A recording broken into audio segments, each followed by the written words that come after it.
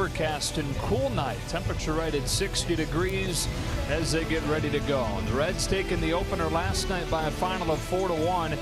Dave Roberts after the game in the post-game press conference, it's very frustrating, he said, and I expect those guys in the clubhouse to be frustrated as well as I am. For us to have a below-average record at home, unacceptable. We better be ready to come play tomorrow. That is it.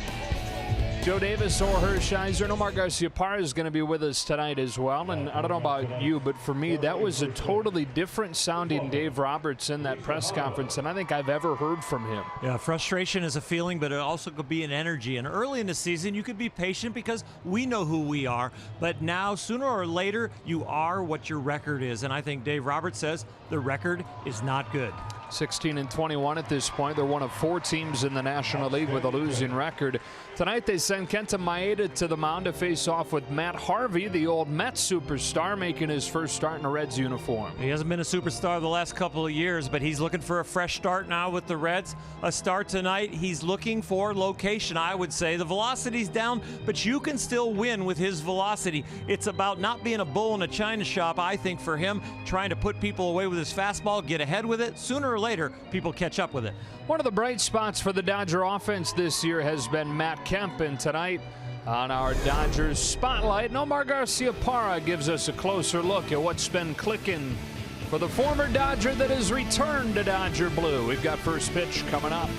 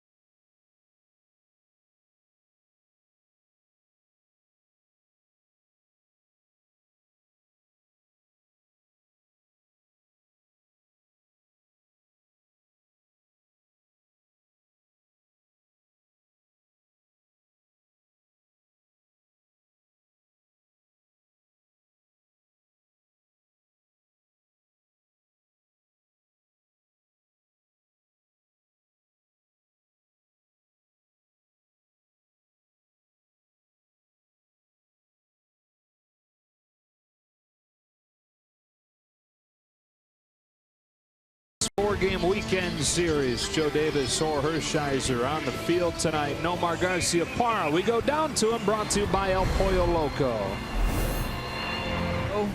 Really excited. Another Dodger spotlight. Today it's going to be on Matt Kemp. And we were talking about the frustrations of Dave Roberts and his team when you look at their record being 16 and 21. And the one question would be, would they be 16 and 21 without Matt Kemp? Obviously having a tremendous year so far, leading the league in batting average, tied for home runs, hitting in the middle of that lineup. Made his major league debut in 2006 with the Dodgers. We were teammates back then. Gosh, I'm so old. But at the same time, a 12-year veteran and is really paving the way. We see a lot of the youth here on this Dodger lineup. Somebody they can actually look to get advice, and also see, we've been talking about the approach of these Dodger hitters, but also the approach he's been having lately and been really successful. He'll face a guy tonight in Matt Harvey that he's taken deep 3 times prior in his career. How about the Reds lineup for this one? It's a rookie to lead it off in Jesse Winker. Then it'll be Jose Peraza, who for a short time played for the Dodgers. Scheffler down in that 6th spot. You can't go through this order without mentioning Joey Votto, one of the great hitters of this generation. Jeanette homered last night. Suarez has been red hot. Barnhart does the catching for Harvey, and again Billy Hamilton bats 9th and starts in center. Maeda made a couple of starts on the road trip. He gave up 4 runs over 6 innings in a loss in San Francisco, then 3 runs over 5 innings and a no decision on Saturday. Much better here at home. His ERA at home here is under 2, but the one on the road, as you just mentioned, Joe, he has really struggled over 5. And there are other areas of the statistics you have to look at with him. Right now, he is struggling to get out of the early innings, and hitters like to attack him early in the count. They're almost hitting 500 on the first 2 pitches.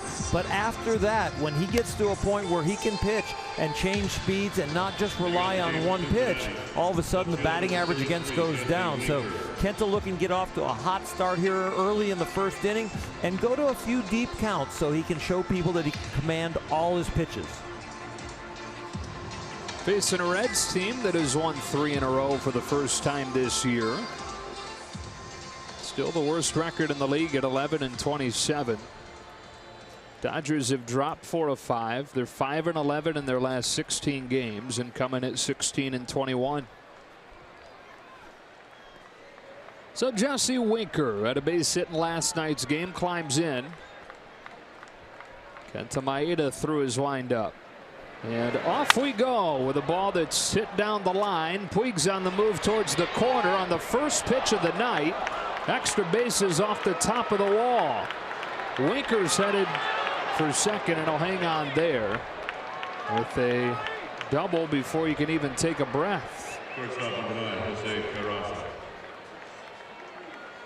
Did miss going out by more than a few inches.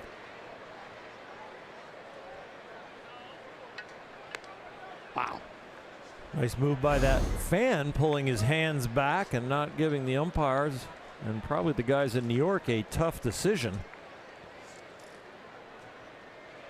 But boy, they don't waste any time in bringing up that topic you mentioned right away, and that is the damage teams are doing on the first 2 pitches of the at-bats against Maeda.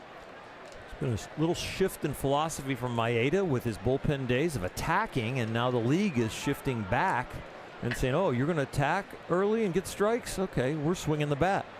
Jose Peraza watches a first pitch breaking ball, and he kind of goes to that same idea.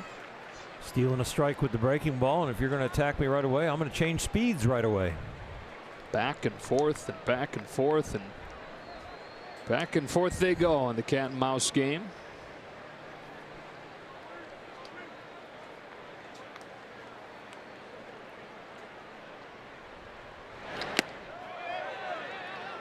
No swing, 1-1.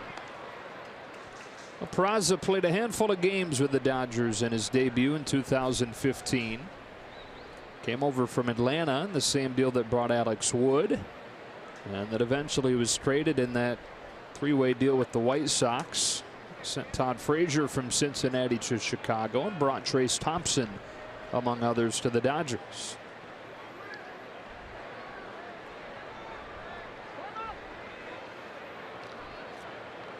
pitch selection right here is, I think, something a little bit more off speed or fastballs in, because you want the ball hit to the left side of the diamond. So you don't go strictly to the scouting report. You got to go to the situation.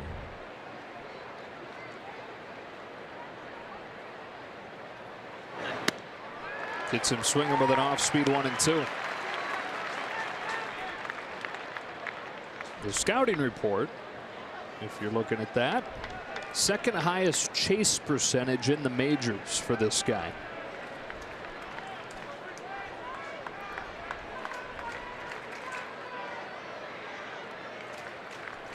A little waggle the bat down there by the home plate shows that he likes the ball low. For me, you don't see many guys practice what they don't like. A lot of times I watch guys in the on deck circle, how they were swinging the bat over there, and if it was like their swing, I saw where their bat ended up. If it was some awkward swing that they're just trying to work on, like maybe getting their top hand into it or something, then you don't watch that. But if they were doing their actual swing, you see where the bat goes. That's probably where they like the ball. So for whatever reason, Ryan Braun is popping into my head. What he does in the on deck circle, very high swings. Would you try to learn anything from that? No, that would be a guy who's trying to school his own body to get his hand on top. Kicks away from Grandal, and Winkers at third. That's a huge wild pitch, because you got a guy up there that is chasing and has a tendency to chase, and then all of a sudden you're in a count where you can strike him out and you move the runner over yourself.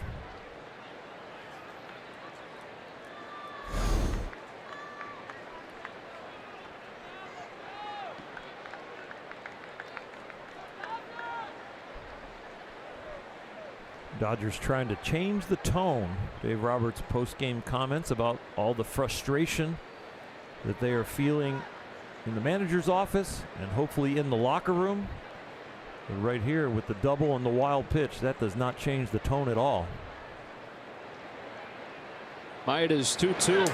Peraza went around, strike three. And he's saying to Alan Porter, at least check down to first. But instead, a big first out for Maeda. This ball's not even close out of Maeda's hand. You can see that Peraza's reputation of chasing. The ball was never a strike. Dodgers get the call. And now get to deal with Joey Votto. Among all the spectacular things that he's done in his career, hitting with runners in scoring position is one of them.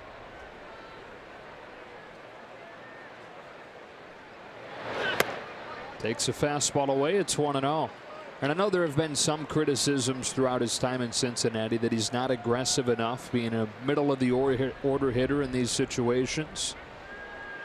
But you go back to the mid-70s, he has the third best average in these situations of any player. Tony Gwynn, Rod Carew, Joey Votto. 338 with runners in scoring position.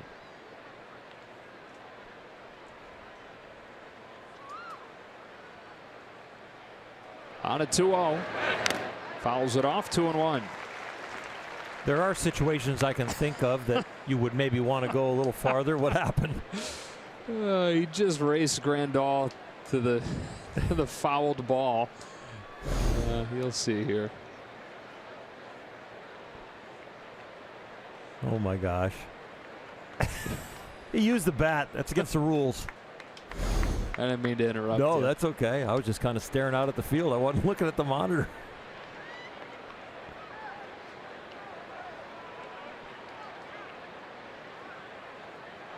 Two balls and a strike with a man at third and one out. Votto corks a liner to center. That is a base hit and a first inning lead for Cincinnati. Joey Votto does it again, bringing home Jesse Winker.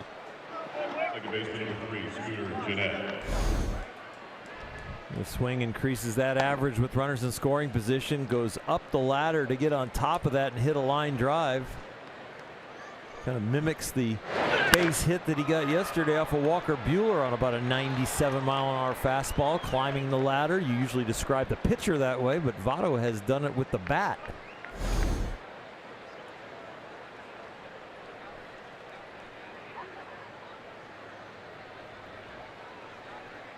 Up comes Scooter Gennett.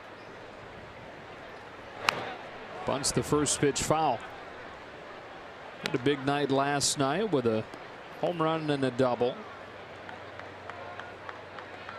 Quietly putting together a pretty good season for the Reds. This is a guy that last year during spring training was removed from Milwaukee's 40-man roster and then claimed off waivers by the Reds, and 5 days later hitting a walk-off home run on opening day, setting the tone for what was a breakout season for him. Included a 4-home run day. 17th player in the history of the game to do that, and the least likely of those 17. Only had 38 career home runs before that day. It's a tapper to first. It's a foul ball.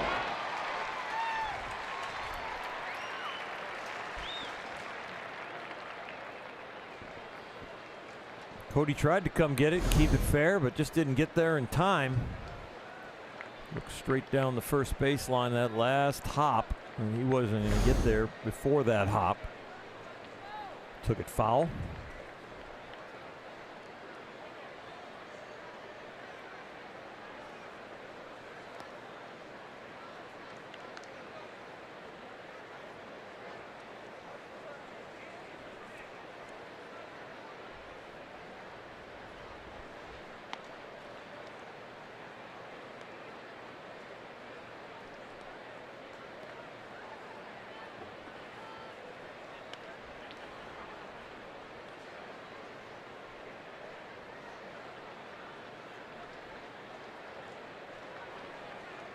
On a 1-2, Gennett hits a pop fly into short right center that'll sink in for a base hit.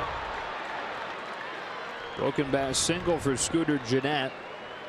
Third hit of the inning for Cincinnati, and they're at first and second with one out.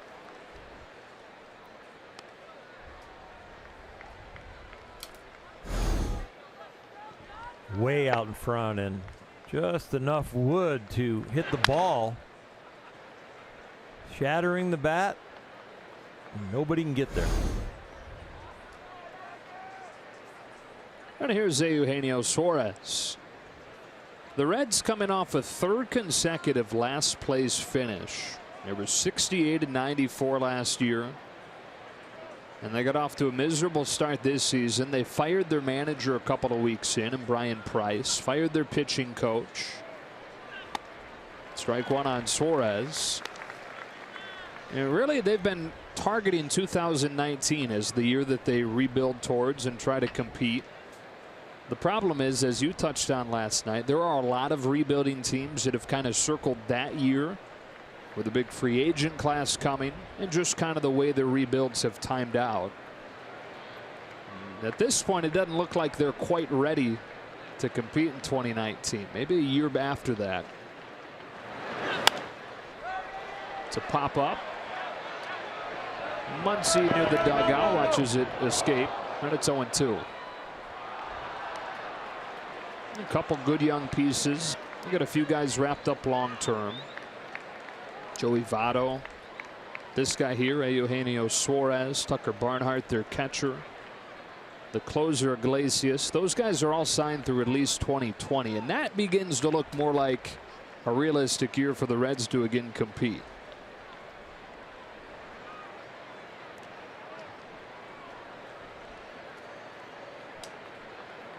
San Diego started early down there with Eric Hosmer and that deal, but they're going to be waiting a while. Might be adding to that in 19.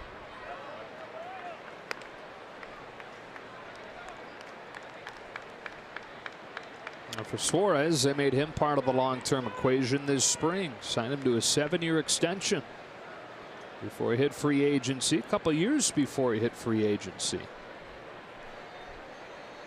And he's under control through 2025. On a 1-2, fouls it off, and we'll do it again.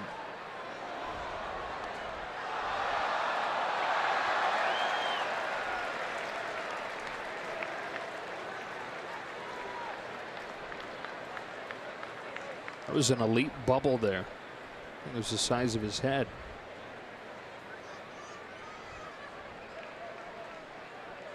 You have to get a lot of sugar out of the gum before you can get a bubble that big. Bill Nye the science guy over here. No, I've just chewed a lot of gum. Suarez pulls it foul.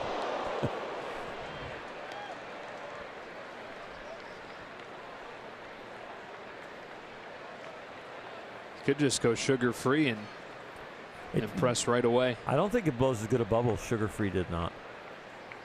Not for me. I'm really not going to give any details after that last comment. The Bill Nye one. Yeah. Hey, I like Bill Nye. I do too. Who doesn't? What is it? Mythbusters? I like those guys too. 1-2 again. He leaves this one up. 2 balls, 2 strikes on Suarez.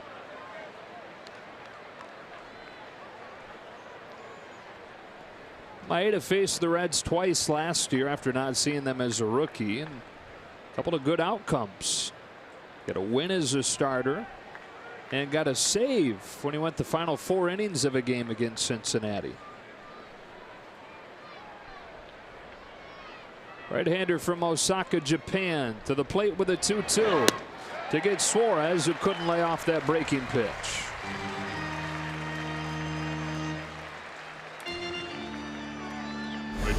Two positive things for Kenta Maeda. The strikeouts, both on sliders, low and away to righties, and just getting little half swings that they go.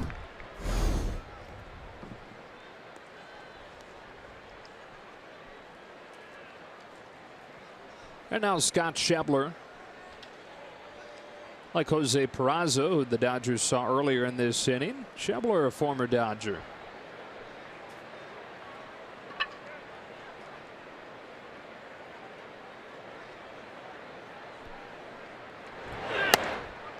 Looks at a strike. The Schebler disabled this time early on. He was hit on the elbow by a pitch in the 3rd game of the year, and for days he didn't have any feeling in his fingers.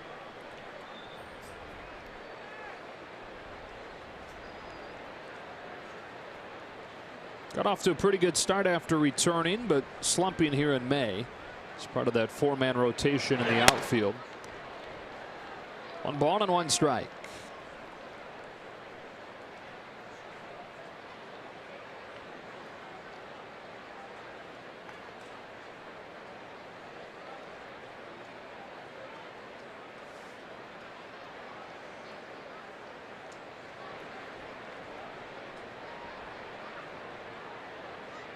Votto at second, Jeanette at first, and Scott Schebler takes ball 2.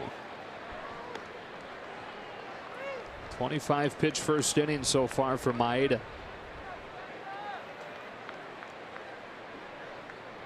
This has been the pattern lately with Kenta, just getting nicked up a little bit, triple and a home run. I think the first 2 batters in his last start. All of a sudden, he has turned into somebody so far that has trouble in the early innings. That became a strength of his a while back. His first couple starts, he's really, really good this year. Since then, he's kind of struggled. ERA around 5.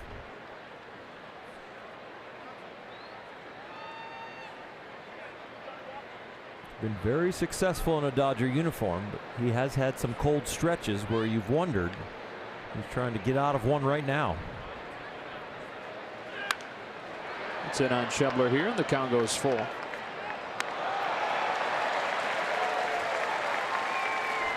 Somebody made a good grab on that, judging by the reaction. A young fan. Is that a catcher's mitt? Left-handed catcher's mitt, maybe? Yeah. Or a first baseman's glove. I don't know. It's big. Runners to get a head start with a full count, 2 gone here in the first inning. Kenta Maeda to Scott Schebler with a 3-2 and a foul ball. Somebody else going to get a shot to get a souvenir. That didn't sound like a catch. 4 out of 5 of Maeda's. Oh, we're going right there. Oh, look at that. UCLA night. out at the ballpark with her Bruin sweatshirt. 4 out of 5 Maeda sliders have been swung and missed at, so he hasn't gone to it here with Shabu. They must think he has a slider speed bat. They're trying to stay with the heater. Fouled another. He has, Oral, the 3rd highest slugging in baseball against breaking pitches. There you have it. Overall, from 10,000 feet, I understand that stat, but when I've thrown somebody 7 fastballs in a row, sooner or later I'm going to have to throw them something off speed. I just don't want to put it in the area of like a strike. And with a 3-2 count, he's in swing mode. I don't mind a breaking pitch here. Make it look like a strike, end up a ball. I think he starts the bat. I think you get him out.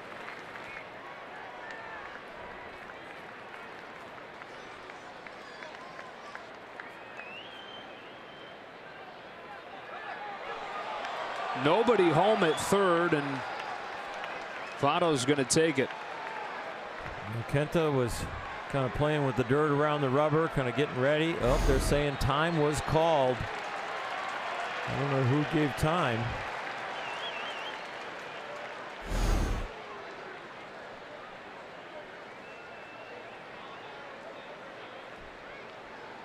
Joey didn't seem to have much of an argument. The pitch before it was a foul ball, and Kenta got a ball back from Alan Porter, the home plate umpire, and never engaged in the rubber. So the ball on the field, the ball is dead. 30th pitch of this first inning misses down and in. Ball 4, bases loaded. You talking about the early struggles for Maeda. 1 in the bank here in the first, and overall this year now 17 of the 18 runs that he has allowed have come in the first 3 innings. Here comes Rick Honeycutt and his interpreter Will Ireton.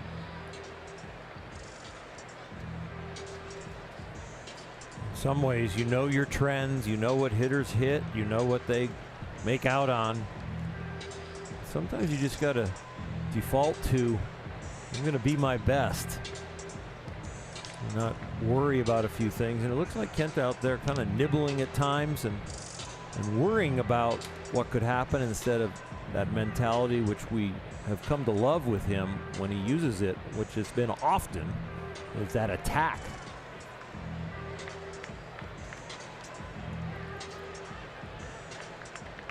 Hear you talk about it all the time, though, Oral. A slow start like this, you got a chance still to hold them to 1 and still have a good day. A really good day, and that's the benefit of being a starter. You feel like you've got some time if you make a mistake. Tucker Barnhart, and he gets in there with a curveball for a strike.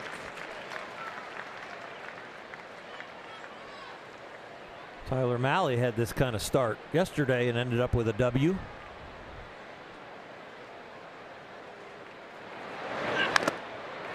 Head of him 0-2.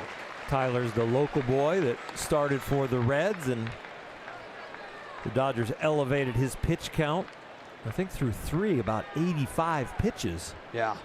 And he pitched out of a couple bases loaded 2-out jams and ended up getting a W. And Walker Buehler had an amazing game, but one mistake cost him. 1 ball, 2 strikes. Baseball again proving how funny of a game it can be. Walker Buehler retired 13 in a row at one point, 14 in a row at one point. And like you said, winds up being the losing pitcher off the 1 or 2 mistakes. Yanked to right. Puig goes back on it. He's got it. And this feels like a small victory for Kenta Maeda, holding the Reds to just 1 run despite all that work in the first. Matt Harvey was in the on-deck circle before he threw a pitch in a Reds uniform.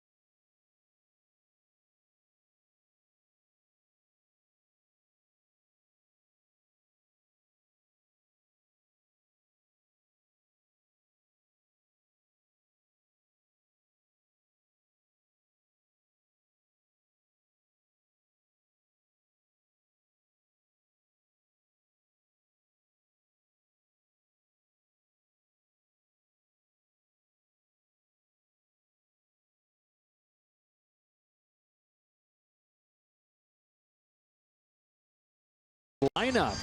It'll be Chase Utley to lead things off for the first time this season. Jock Peterson hitting second. Grandal, Kempen, Bellinger. Chris Taylor for the first time since last August bat somewhere other than leadoff with Max Muncy and Puig and Kenta Maeda. Against Matt Harvey, and doesn't it look weird to see him in something other than a New York Mets uniform? It sure does. And back with the Mets when he was good, 2012 through 2015, at an ERA about 2.5. But the last couple of years, that ERA is bumping up against 6. Velocity's down about 3 miles an hour, but I think it's really about him changing his philosophy, trying to trick the hitters a little bit more, not trying to overpower them with something that really only averages about 92 miles an hour.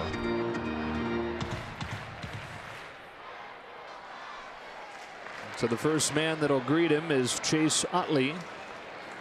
And notice there in yellow, 4.7 pitches per plate appearance, the most in the majors. That makes this a pretty good candidate to step into that leadoff spot. You know that he's going to set the tone by seeing at least a handful of pitches most times. Harvey missed with his first one. He misses again, and it's 2-0. You hear the philosophy in baseball now, tunneling, finding that one spot in the zone that you're looking for a pitch and only swinging at pitches in that tunnel. Chase Utley has really adopted that approach as aggressively as anybody that you see across baseball. Every generation gets a new word of describing it. In my day, it was like you got to keyhole a guy, and you heard that with the 3-1 count, the 2-0 count. And now it seems like hitters are thinking about that right from the first pitch, that I'm going to concentrate on my strength in one area and let everything else go until I have 2 strikes. On Harvey's 3-1, Utley pops it up into left field. Jesse Winker for the first out. Number 31. So Matt Harvey, who's 29 years old now, in his Reds debut, debuted in the majors in 2012. He was the All-Star Game starter for the National League in 2013. Came back from Tommy John in 15, had a great bounce-back season. But in the 3 years since then, has been 3rd worst in baseball with that .593. That .253 ERA in his first few seasons, only Kershaw was better. And that they nicknamed the Dark Knight. Jock Peterson fouls off the first pitch. It's not real good to be in the tabloids about your nightlife when your statistics on the field are going downhill, and I think that was an equation that really the Mets lost a lot of patience with. They did everything they could to help Matt perform on the field.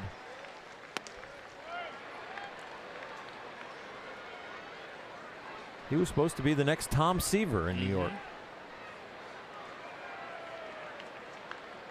Has one thing in common. They were both traded to the Reds. 1-2. Yeah, I mean, you look at his debut, the 2012 season. He struck out 11 in his first game. Started the All-Star game, not just starting the All-Star game, but it was in New York in his home ballpark.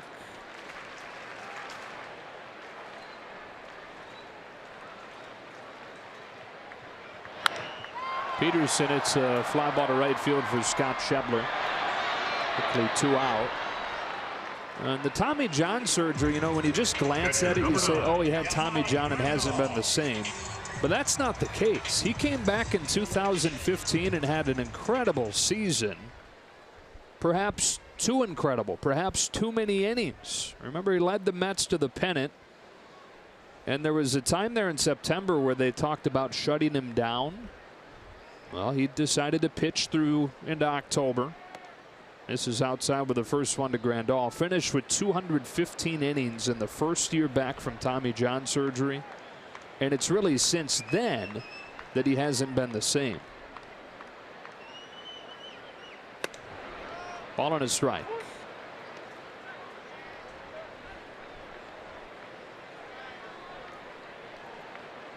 Couple injuries since then. The thoracic outlet surgery that he had that ended his 16 season. Stress fracture in his scapula last year.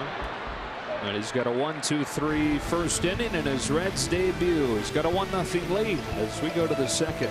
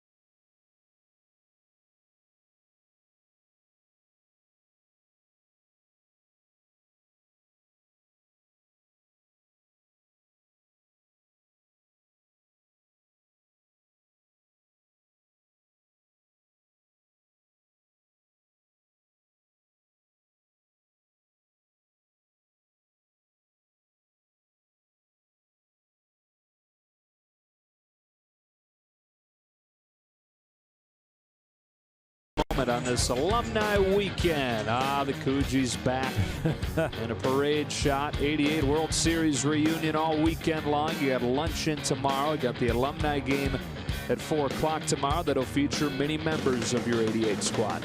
And tonight, well, I think in the 3rd we're going to have a guest. I think it's going to be Mickey Hatcher, and maybe in the 6th Dave Anderson will swing by, and throughout the whole weekend I think we're going to get guys stopping by the booth and chatting with us. Maeda delivers a strike to Matt Harvey. Coogie's probably going to make an appearance tomorrow. Instead of your jersey during the game? No, I think probably in our stadium open and our open for the telecast. Maeda makes a nice play on Harvey's comebacker. You spoiled the surprise. Well, I don't know if it's going to be a surprise. I mean, there might be another surprise, like what you're wearing. That certainly is. You don't know yet? I haven't told you what you're supposed to wear tomorrow? Here's Billy Hamilton. I gave the surprise away a long time ago, but you're thinking maybe the fans forgot. Hoping so it remains a surprise. Strike one. Started him with a curve. We've seen him do that a few times over the first 9 hitters of this game. It's one thing for us to be up here and study the stats and everything, and we know what's going on. The players know too. And they're informed that, hey, Kenta, you've been struggling here in the first 2 pitches to hitters. They're hitting almost 500 off of you. So they change the pitch selection a little bit, or start thinking about hitting the edges a little bit more instead of just stealing a strike.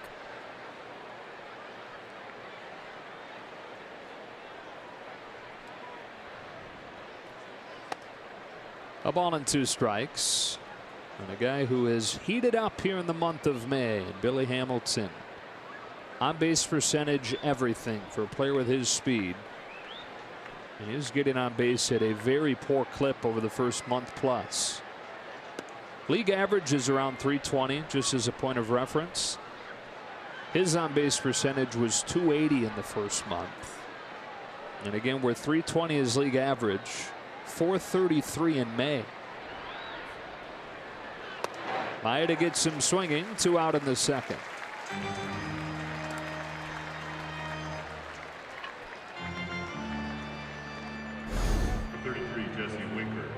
Misses his spot, but Hamilton misses the ball.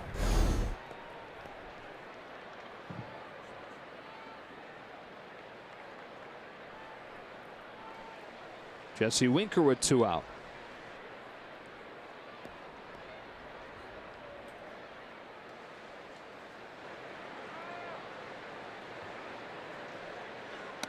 Started him with a curve. Stole a strike with it. Definitely changing his pattern. Rick Honeycutt very astute at watching these patterns and kind of poking and prodding at guys to mix it up. Rick charts the whole game there and then sees how things are going.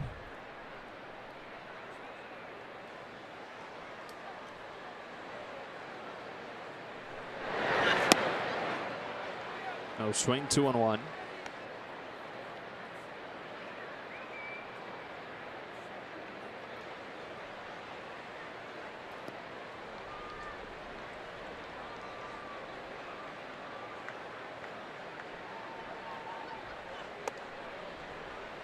Three and one on Winker, who doubled on the first pitch of the game and came in to score the Reds' run. Just hitting a home run by, what, a foot? Right off the top of the padded wall. Fastball for strike 2.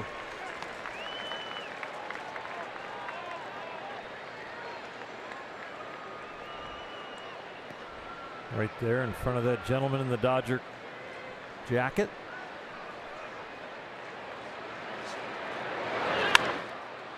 A pop fly. And Maeda after the bumpy first with a 1-2-3 second. To the bottom half we go in a 1-0 game.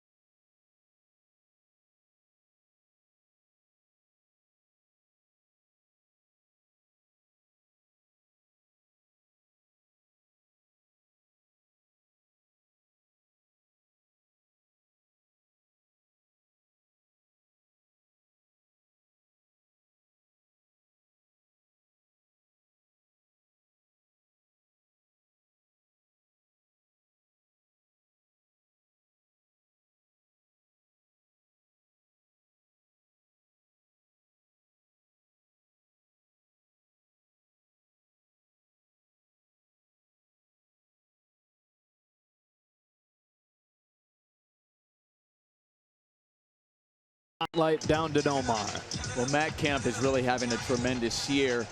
And really, we're going to take it back till Tuesday as we look at our Land Rover spotlight. This was a swing on Tuesday in the very first inning. But then it's a big swing, and he makes an adjustment in the middle of the bat, goes the other way for an RBI single with 2 outs. Ball on the inside, he pulls it. Ball away, he's going the other way.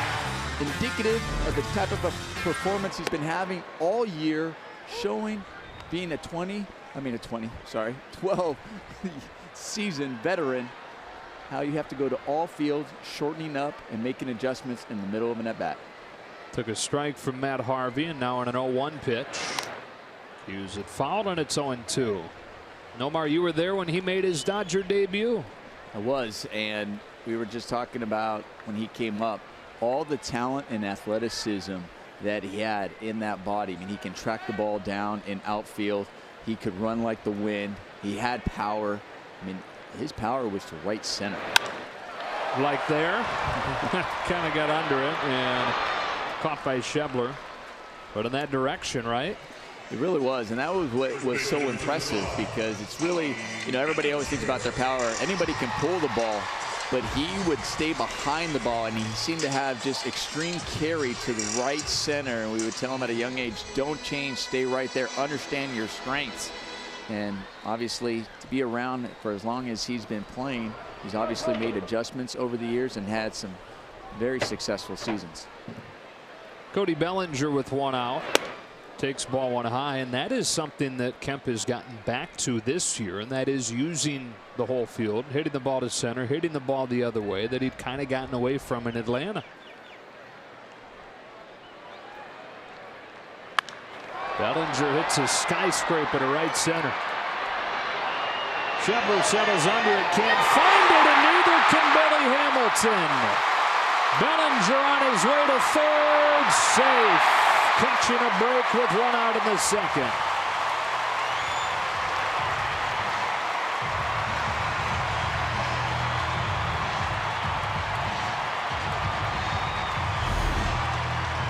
The lights here are some of the best in baseball, but the sky here can fool you sometimes. And he doesn't see it at all, and Billy Hamilton was not watching his right fielder. Like Billy was picking it up, but didn't know it wasn't going to be caught. And Billy puts the landing gear down at third and slides in safely. And Matt Harvey discovering a new meaning for the dark night. As they look up into that sky, wondering where the ball went. And Chris Taylor takes strike one.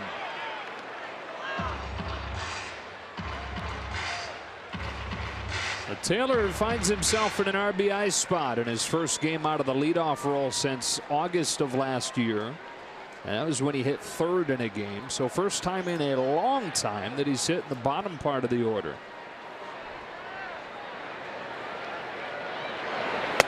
It's outside, 1-1.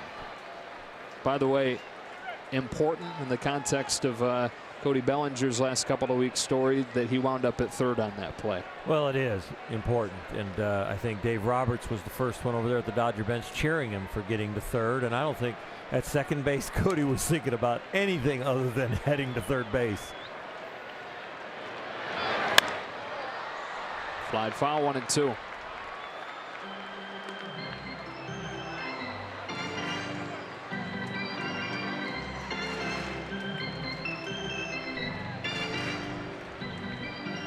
Dave Roberts hoping that this lineup shakeup can help Chris Taylor. A little bit less pressure. So much inherent pressure starting the game out. Having the weight of setting a tone on your shoulders. Here trying to bring home the tying run. Takes it just off of the plate for ball two. Well, as the first hitter of the game, you don't have any information of what the pitcher has, what he's struggling with, what breaking ball's working for him, what's he defaulting to get people out. So down in the order, they've talked about, you know, kind of let the game come to him. Well, meaning he can gather some information before he has to hit. That's low. The count is full.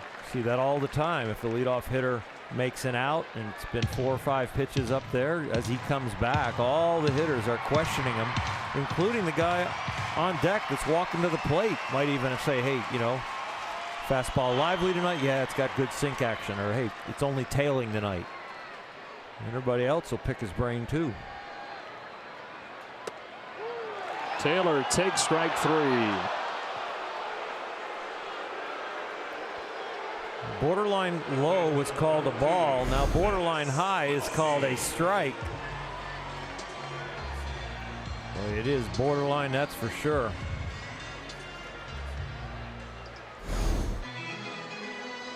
But with that, the Dodgers now 3 for their last 27 with men in scoring position.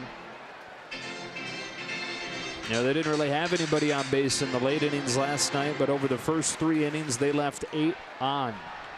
It's up to Muncy with 2 out. Harvey delivers. Muncy dumps it back. Boy, 96 from Matt Harvey. That is very interesting. They're really talking about him having time to build his arm strength back. They're talking about being able to get 3 or 4 innings out of him as you build him up.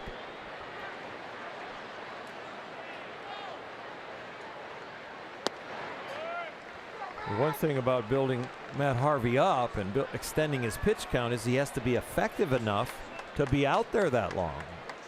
So if you're having short outings because you're not effective enough, it's hard to get yourself built up. It's not like spring training. No matter what happens, you get to keep pitching. Muncy strokes a line drive to center that Billy Hamilton flags down, and that's that in the second. Red's able to dodge a bullet after the ball falls and leads to a Bellinger triple.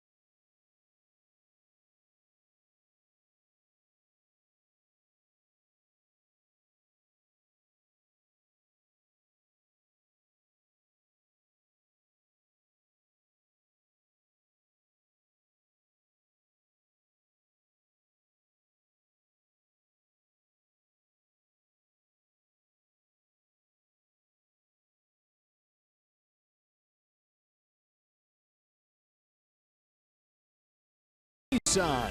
Choose Nissan today for great offers on our most exciting lineup ever. Shop ChooseNissan.com.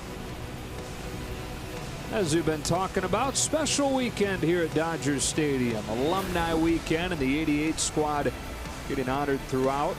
Mickey Hatcher, of course, a big part of that Dodger squad. Jose Peraza taking ball one low, and Mickey joins us now. It's great to see you. It's great to be up here. You guys land any planes from up here or whatever? This is amazing. We got a nice office here, Mick. Great office. Yeah. Good to be up here, guys. Well, it's great to have you. Like we said, this is a special weekend. Where does life have you these days? What's going on? Oh, just mainly live in Buena Park area and just enjoy doing a lot of little jobs for the Dodgers, and I do a little for the Angels every once in a while. So public relations stuff, and get out there with the fans and speak to a lot of the Little League places and keep myself busy. Peraza down the left field line. That's hooking foul.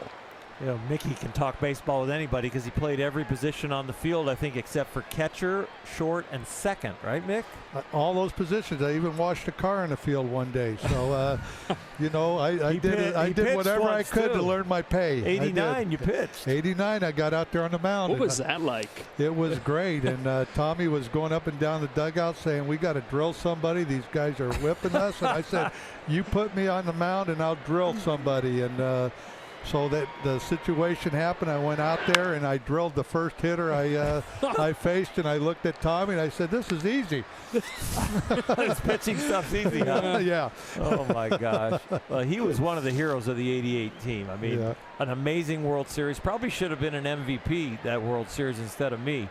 No. Two home runs, 5 RBIs. No, you know what? You hit almost 400. To finish second behind you was an honor because this guy took us there. What he did the second half of the season, especially in the last months into the playoffs and World Series, nobody nobody was better deserve a MVP than you. A lot of support, Mick. Well, a lot of support. You did a great job, man. Putting some zeros on them made it easy for the offense.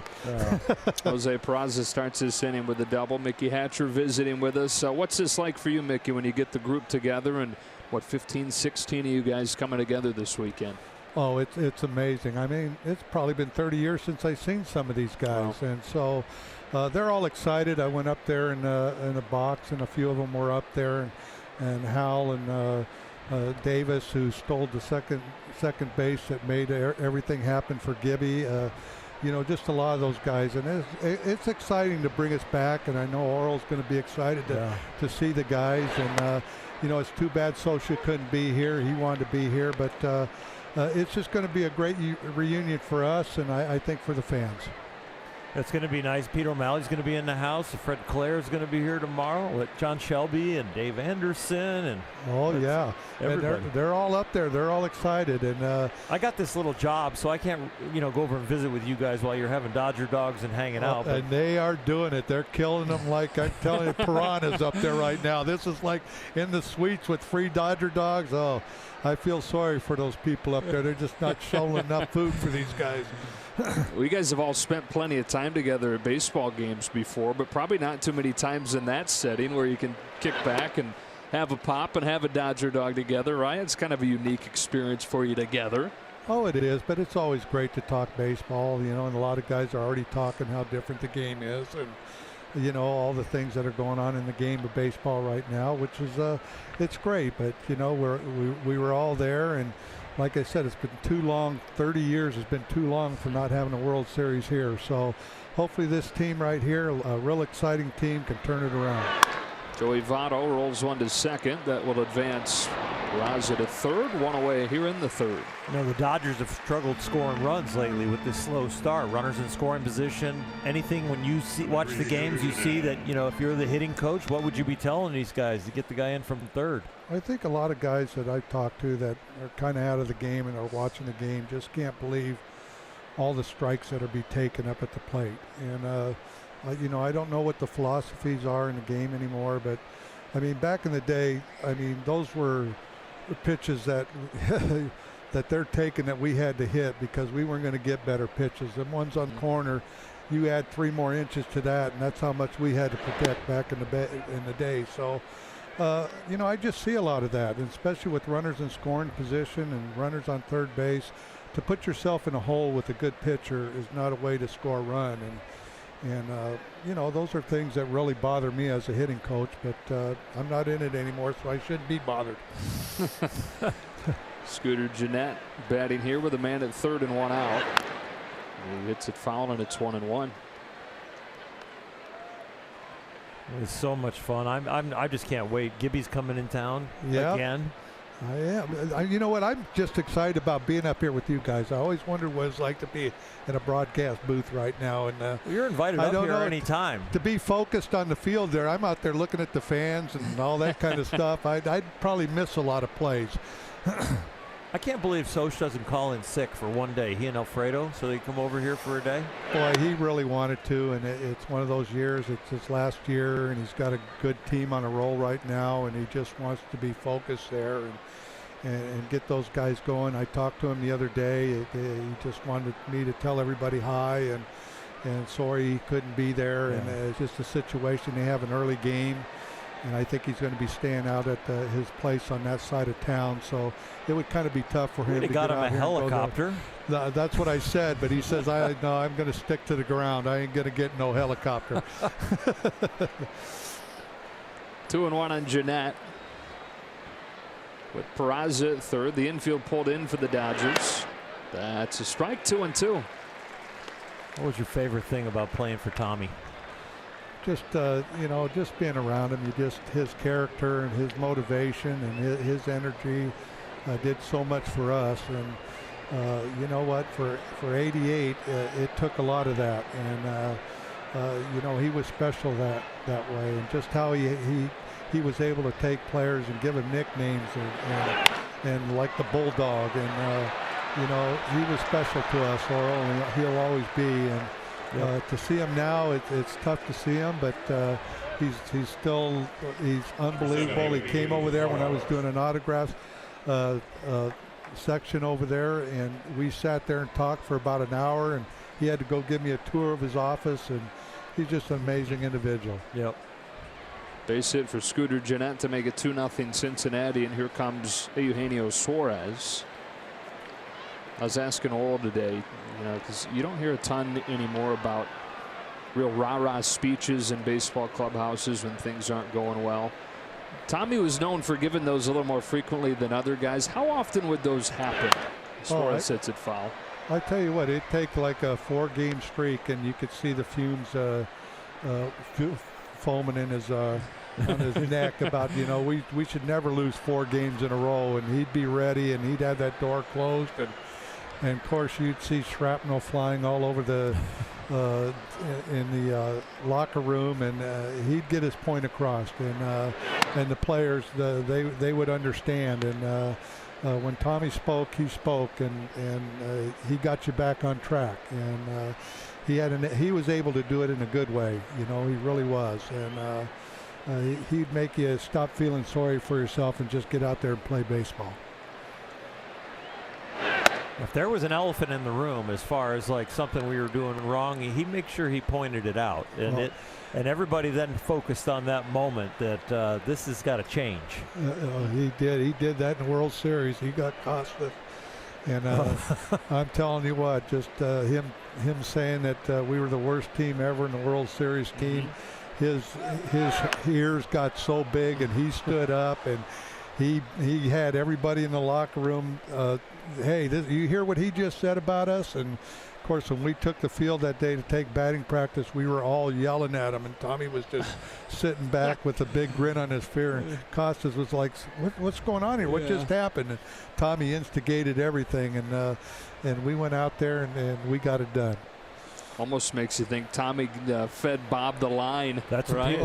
They think that it was almost on purpose. The volume was up in the locker room, and Tommy came marching in after he said it. Yeah, Tommy was amazing, but you know what, you had to understand him, because there was a lot of bleeps between the words that he would say. So you really had to listen very hard. Suarez flips a base hit into center, and Gennett goes first to third. They're at the corners with 1 out. Those were the early days of pitch count, and they had a clicker, and they still use the clicker, but we used to use the clicker in the locker room during Tommy's speeches. Oh my gosh, it was yep, went through a lot of clickers that year. It's fun. This game's amazing. It's like I was telling those guys up there, Dodgers, you come in and you're playing a team that's struggling, and you're going to go in there with a high note, and I tell everybody, any team in baseball can get hot. You just hope you don't hit them at a hot spot, and right now it looks like Cincinnati's like on a little roll here, so hopefully we'll get it going here. Scott Schebler coming up at the corners and 1 away. In a 2-0 game in the third, and visiting with Mickey Hatcher as part of this alumni weekend. That is strike 1 on Schebler. You talked about the kind of the lack of sensitivity over strikeouts these days, and the difference you see from when you were playing. What other ways have you seen the game change since your playing days? Well, a lot of it is just the shifts. The shifts are like the major thing, and that's the part that frustrates me, because we were a team in '88 that we did whatever we could to win a game, move runners over, bunt, because that's the team we have. Where teams are built so much on power and home runs now, it's a different story. But when I see a guy that's going up to the plate and he's 0 for 15 and striking out a lot, to try to just hit a ball over there in the hole to get it going for himself and the team, and players not doing that, just doesn't make sense to me. I mean, these are team at bats. These are showing the team that you care about winning or losing, and doing those things. And if a guy's hot, you got no problem with that. Go out there, you're swinging the bat good, but when you're not, you got to do stuff to help the team, and to allow these shifts to happen without practicing a way to beat them for a hitter is very frustrating to me. And I don't care about the analytics or all that with the game. I'm talking about winning and losing and taking 30 at-bats during the season for a team and making a difference. And those are the things that I notice a lot in the game. But I just can't believe these shifts sometimes, and hitters can't beat them. Mickey wasn't like an elite hitter, but he was a winning hitter, and he would invent stances. He would invent approaches depending on the situation. He had a stance called the crab crouch, where he was not going to strike out. He made his strike zone as small as possible. He made his swing as short as possible, and he made sure he put the ball in play. He was a great, great pinch hitter.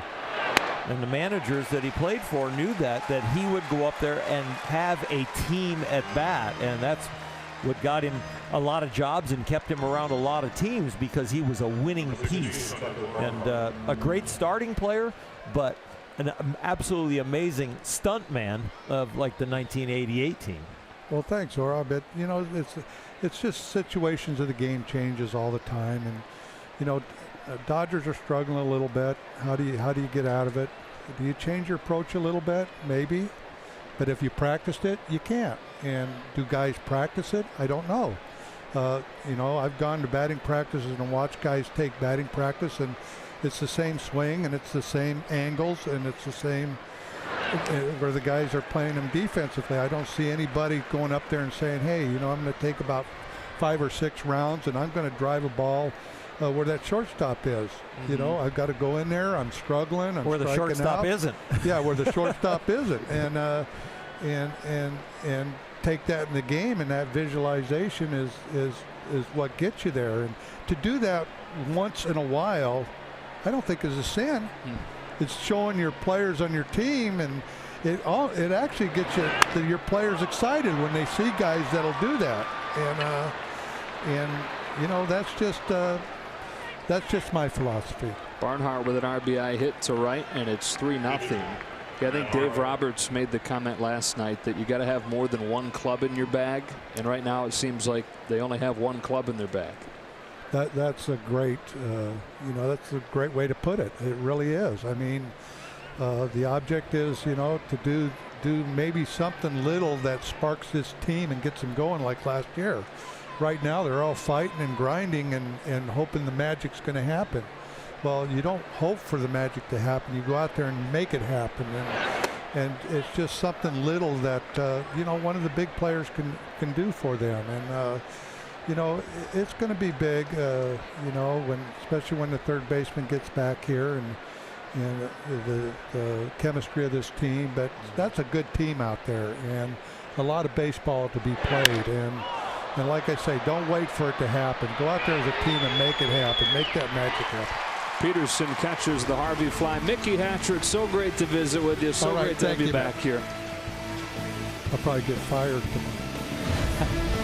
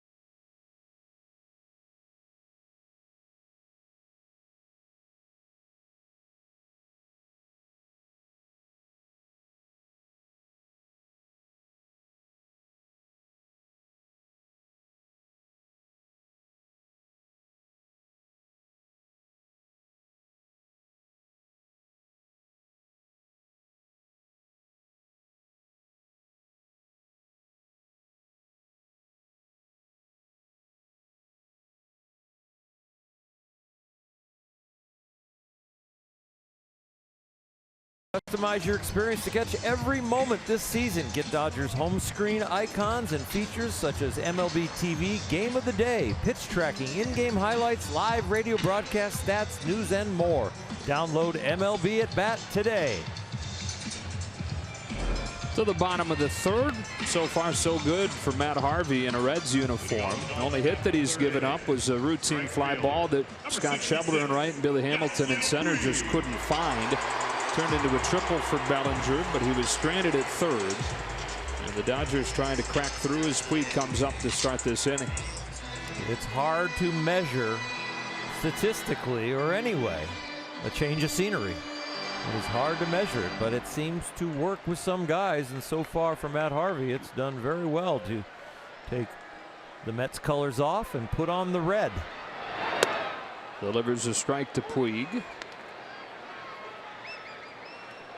Harvey, the son of two teachers and the son of a coach. His dad, Ed, was his high school baseball coach. And a former star athlete himself. In fact, he played baseball and football in college. Puig fouls it off, and it's 0-2. Not just at any college, wasn't a small place. He was a two-sport athlete at a Division I program at UConn. And went back, and when Matt was very young, took over the program at the high school that would eventually be Matt's high school. And Matt grew up going to those games, and then the two of them would make the short trip to New York, go to Yankees games. Grew up a huge Yankees fan, a huge Derek Jeter fan, and always kind of dreamed to get into the big city, and having the opportunity to live a life like Derek Jeter was able to live as a star in that city. And for a while, Harvey did. Misses with this one, and it's 1-2 on Puig. A lot different living in New York City, being an everyday player like Jeter, knowing that you got to get your rest, compared to a pitcher where you don't have other than to show up on time and work out. You don't have to be ready to play. One gone on his second K.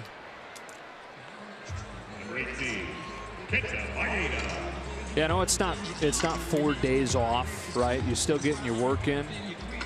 But for a young guy, for a young human, being in New York City with 4 kind of nights off each week, that could be a really enticing, tempting, difficult thing.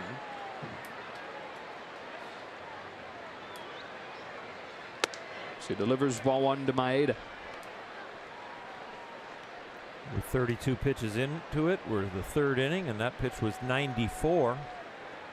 We've seen a few at 96.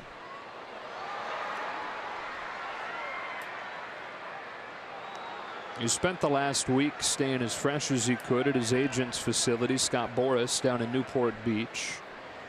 Through that 60-pitch bullpen on Tuesday in anticipation of the Mets finding a trade for him. Just so happened that the team that they traded him to was coming to the town that he was hanging out in. And so he made the drive up from Newport Beach yesterday and met his new teammates about 24 hours ago.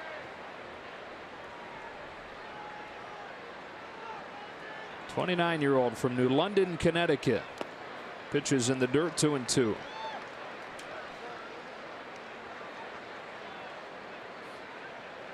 Youngest of 3. Has 2 older sisters.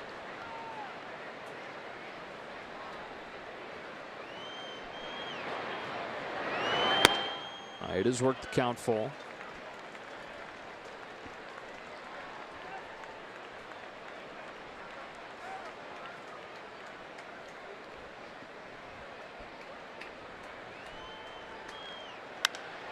Driven in the air to left center field. Hamilton there. That's the first time this year that Maeda has flied out. Hit some pop-ups on the infield, but an official fly out to one of the outfielders first time. He's trending towards getting that first home run since his first start in the majors.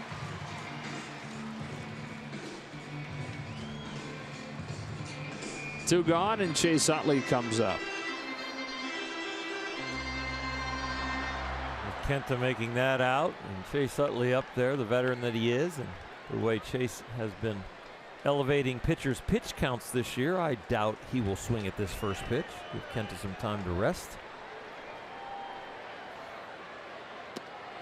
It's a ball, 1-0. And I doubt he will swing at the next pitch. Very surprising.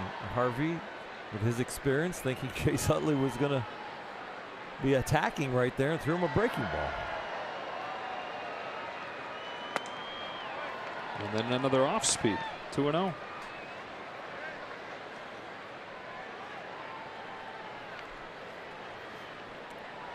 I think he's taken again. Even though at this point Kent has probably had enough time to get a little water, sit down. Finally, a fastball and a strike. Now the at bat is Chase's. A lot of battles early in Harvey's career when Utley was in Philadelphia, Harvey in New York in the same division. A pop fly to left field. Utley's done that both times against Harvey, who has given up just one gift of a hit over 3 innings, and it's 3-0 to the 4th.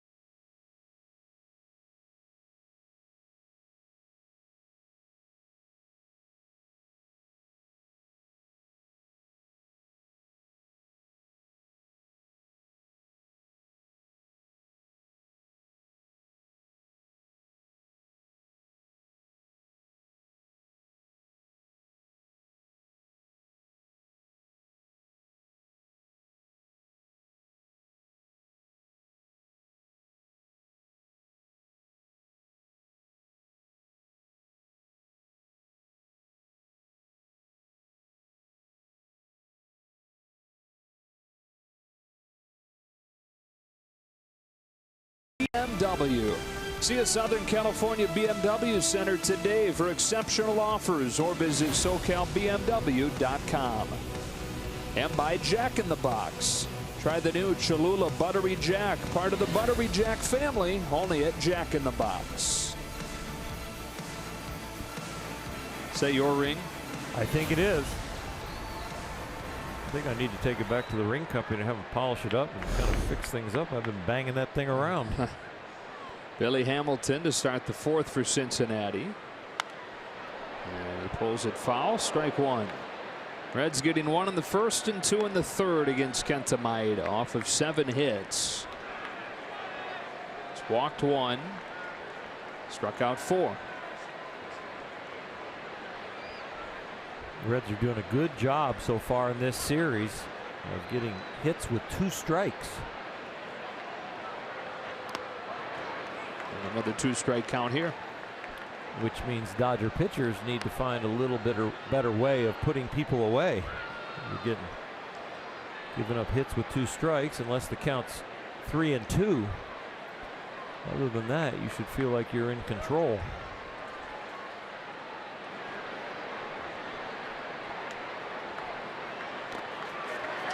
Hamilton chased and missed. Argued with Alan Porter that he made contact, but to no avail, and he's the first out of the 4th. And they're getting hits with 2 strikes. They're getting runs with 2 outs. 5 of the 7 runs they've scored in this series have come with 2 out. Well, Nomar has talked about it an awful lot. I've really picked up on that. What he's taught me of how, you just kind of break somebody's back with the 2-strike hits and the 2-out RBIs. And those are huge momentum swings.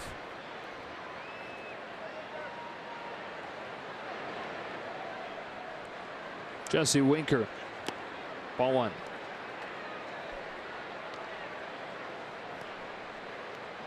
'24-year-old rookie. Retained that rookie status just barely. Played in 47 games last year and hit around 300. There's a pretty left-handed swing. And as I say that, he's corkscrewed into the ground, and it's 1-1. He's one of the young players that they're excited about as they build towards the future.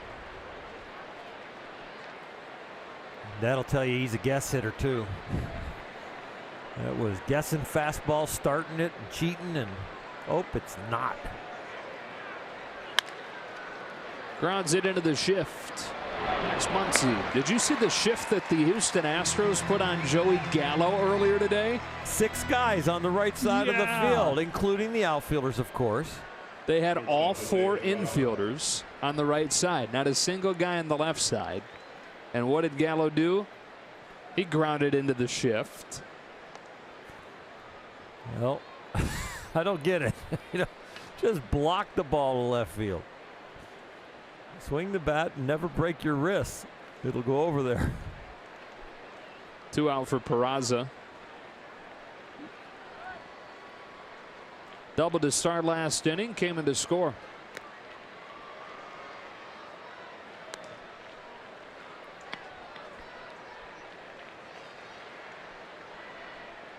Peraza's really grown on the job. And easy to forget that he's only 24 years old. Even with this rebuild, he's the youngest position player on this roster.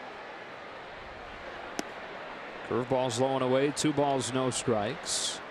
Already his 4th year with Major League time. That's why it's easy to forget that he's still just 24 years old. He's had a couple of tough sets of shoes to fill. First, he replaced Brandon Phillips at second. And now he's replacing Zach Cozart at short. 2-1. Now that he's kind of settled in, though, they say that he's puffed his chest out some. He's walking around with some more confidence. And the numbers are showing.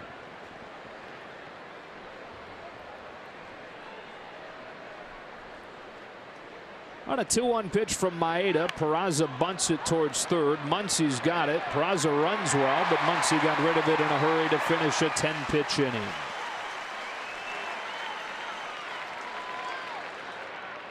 T-Mobile presents Hats Off for Heroes, because no matter where you serve or when you served, T-Mobile stands ready to serve all military families.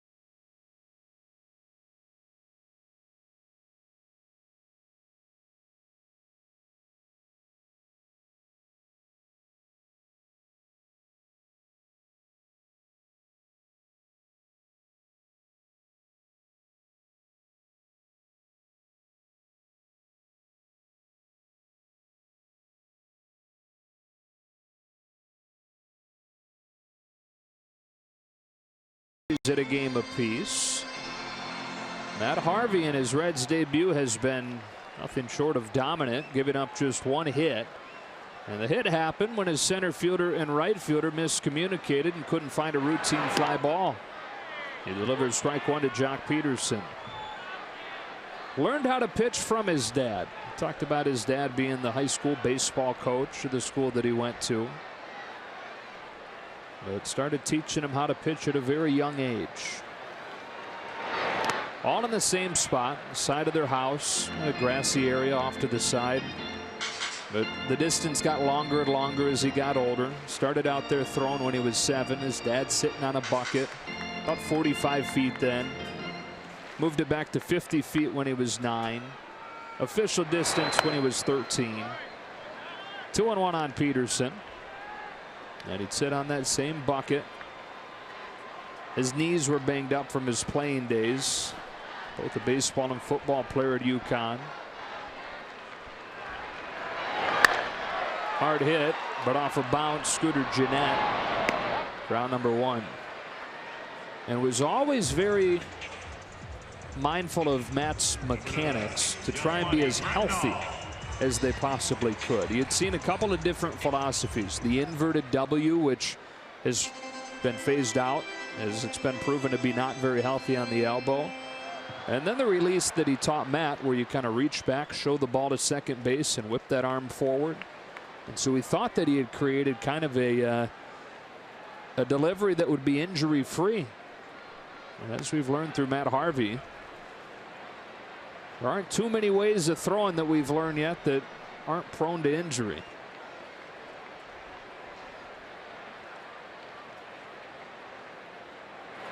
Grandal takes a strike, 1-1. Underhand's about it. Yeah. But anything that resembles overhand, sidearm, and then you talk about elite velocities or arm speed, there's a lot of stress. There's micro tears on every pitch. It's just how long you have time to heal them and then to really never break if you get to the big ones.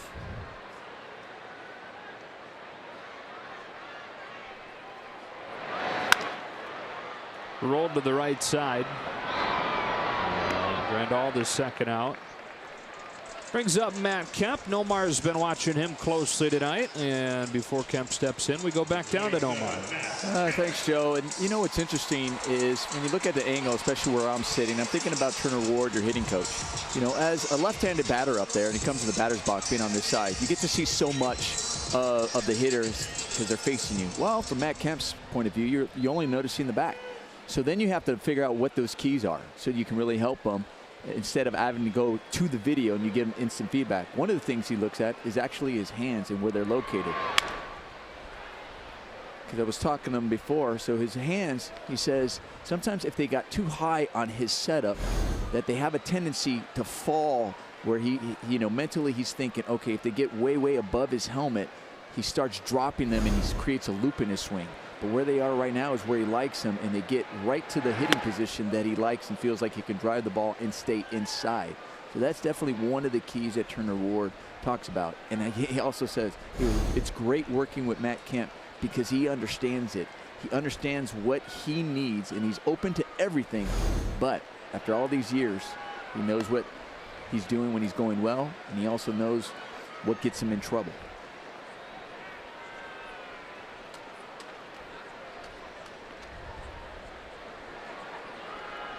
Waits on this 1-2 pitch from Matt Harvey. Almost hit the corner with it, instead 2-2. And sometimes, you know, you might be, let's say you're flying open with that front shoulder, and you don't just tell the guy, hey, stop opening, you know, that front shoulder, you're flying open. Sometimes you say, hey, think about your hands. Maybe it's more top hand, and that'll keep it closed. And sometimes you can just go, even if you notice it, sometimes there's telling the guy something about his legs or his feet that end up creating that as well. So there's just a lot of different triggers, but you're not always just saying, hey, stop doing this, or you're flying open, or you're dropping. Sometimes you got to also talk about, okay, what can you do mentally or put yourself in a different position to stop that from happening. Kemp reaches out, pokes a liner to center that Hamilton runs under. And the Dodgers down quietly again, through at 4. The Reds lead at 3-0.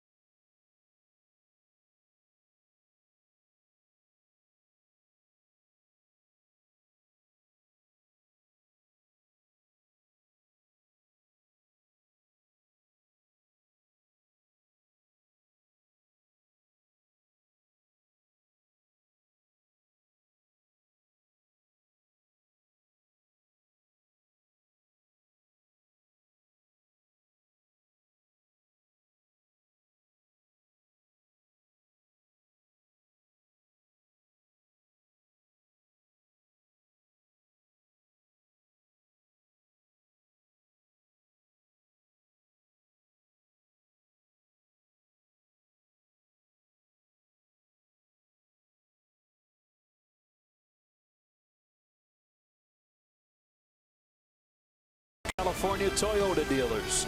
Your summer starts here at your Toyota dealer. Get incredible deals on a stylish new Corolla. Well, number 42, Jackie Robinson, as the Dodgers are down 3-0 here to Cincinnati. And it looks like Matt Harvey is going to be done. He was receiving an awful lot of handshakes, one there, and those 55 pitches now in the Cincinnati uniform. 32 were for strikes, and he was outstanding in his debut for the Reds. Strike one on Joey Votto. Kind of looked like his first start of the season in New York when he fired 5 shutout innings. Was downhill from there, though. Demoted to the bullpen after 3 bad starts. Was not good out of the pen. And eventually designated for assignment. Refused to go to the minors, and so they set up this trade to Cincinnati. 1 ball and 1 strike on Votto, starting the 5th.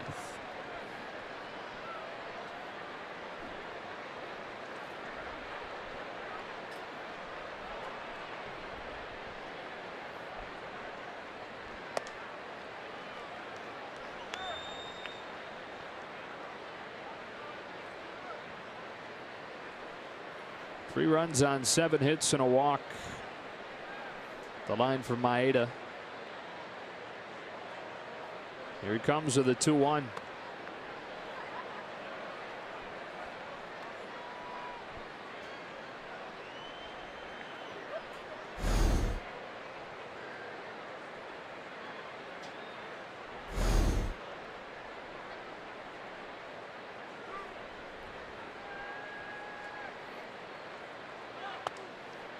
Caught the corner, 3-2.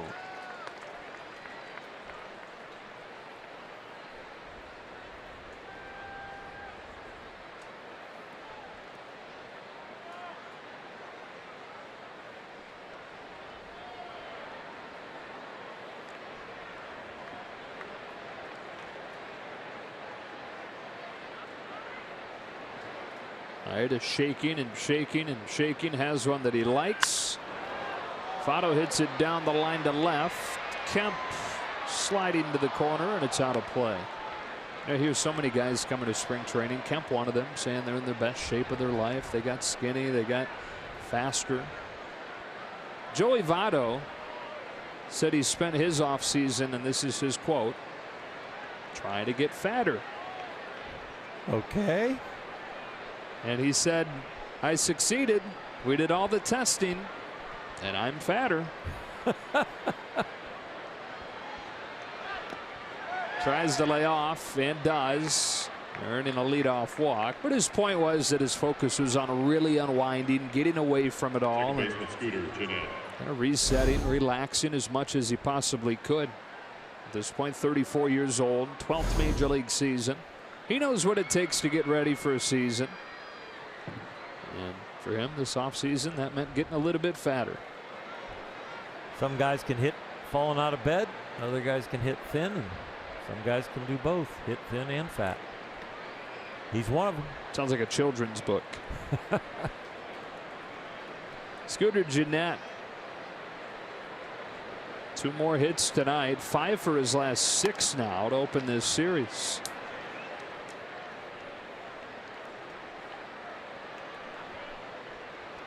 Scooter was born near Cincinnati and grew up a Reds fan, going to games at the old Riverfront Stadium. So when he found out that it was the Reds that had claimed him from the Brewers, his first thought was, am I dreaming? Something he'd always wanted to do, didn't know if he'd ever be able to do. From Lebanon, Ohio. Lived there until he was 9. And they actually just celebrated Scooter Gennett Day there. Even though he only lived there for a few years, they're claiming him as their own.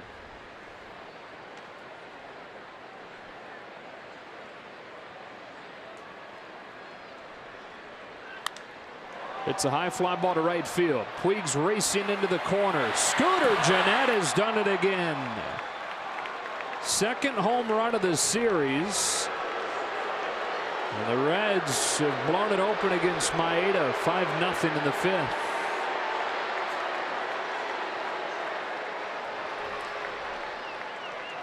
Not just the second home run of the series, but the 4th game in a row that Scooter Gennett has hit one out. out in front of a breaking ball, but it's up, so there's plenty of swing left, and he did not pull it foul. Very rhythmic swing right there that drove this ball out of here. Yasiel Puig running out of room.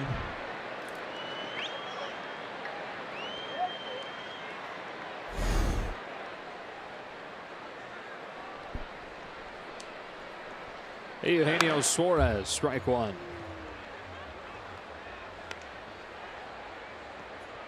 The Reds right now absolutely dominating the Dodgers.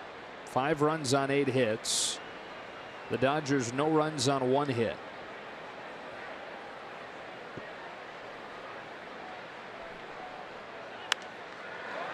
Pop fly, shallow center. Peterson was deep, comes on to catch it for the first out.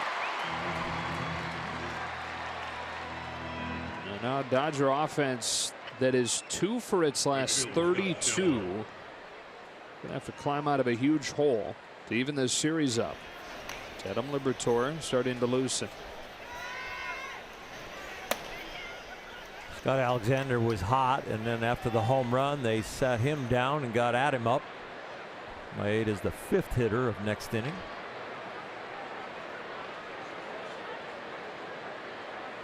Scott Schebler, strike one.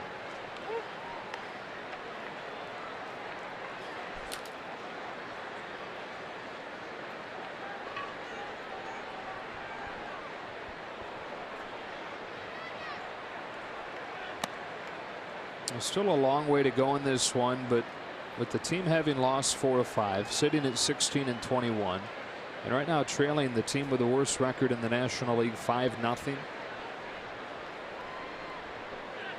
This kind of feels like the new low point of the year. I was going to say the same exact thing. I think that this is the bottom, and if you're going to build a place to launch from, you have built a solid foundation at the bottom of what it would feel like. Is one thing against Miami when you thought, okay, it's going to turn around now. Nice diving stop. Chris Taylor stands and throws, and a heck of a play. Chris Taylor takes a base hit away from Scott Schebler. Take a look at the Carl's cam, and Chris Taylor being the highlight. Couple steps, a dive, and then get to your feet, and we know how strong that arm is, and he needed all of it. This is the hard part right here, getting up in time, getting your balance. After he was up, he transferred from the glove to the bare hand, and Cody Bellinger gave him a stretch. Dave Roberts says something positive. 2 out for Tucker Barnhart. Takes a curve for a strike, and Schebler's a big guy but does run well, so Taylor did need to be perfect there. Well, you said it. That was a solid foundation for rock bottom. Maybe that's the start of the climb up. 1-1. Well, we thought it was going to come against Miami. Then we thought San Diego. And after the combined no-hitter, that all of a sudden we had hit rock bottom. Now we're going to turn it around. And that didn't happen. 2 more games in Monterey. The split with Arizona helped. But it really felt like kind of a gift game. And then losing last night, and then the way this one has gone so far, we're groping. If there's sand down there, we're starting to feel it. It has very sharp shells on it. Yeah.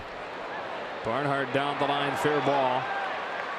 Ricochets off the sidewall, perhaps off of his stool, and he's got a 2-out double.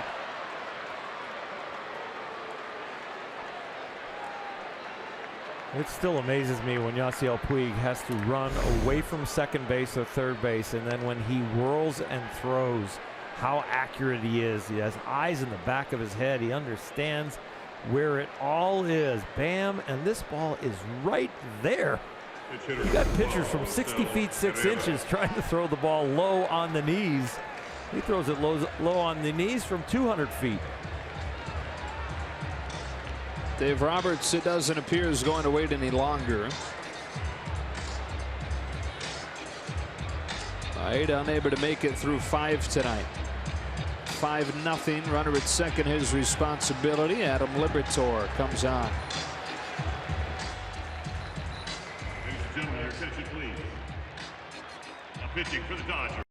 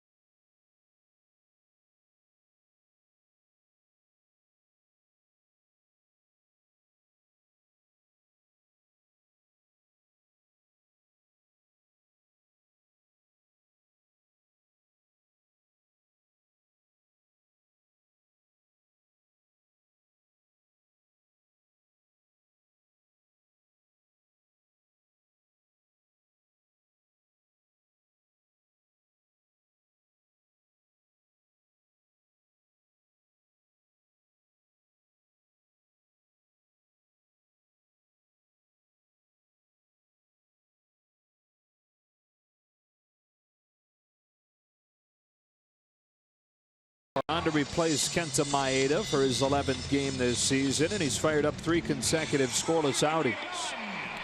Well, the last one was really good, and the Walker Buehler originated that combined no-hitter. He was the last pitcher that had all the pressure on him in the 9th and finished that one off. We'll try and continue on that roll. Pinch hitter coming up in Matt Harvey's spot. It's Rosell Herrera. And this tough run for Maeda continues with what is probably his worst outing this year.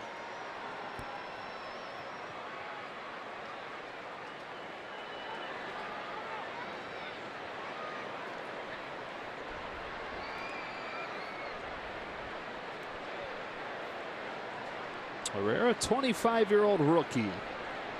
The Reds have had more players debut over the last 3 years than any team in baseball. And this is one of those guys. Just made his debut earlier, a couple of weeks ago. Fouls off the first one from Liberatore.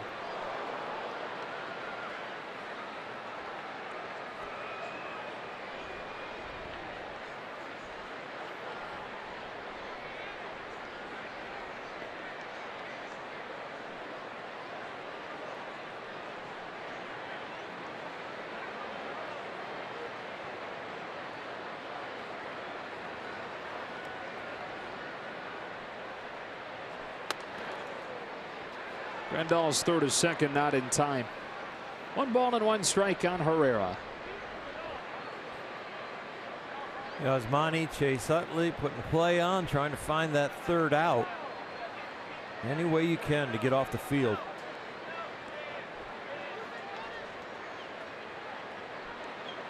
It's also going to shorten up the secondary lead.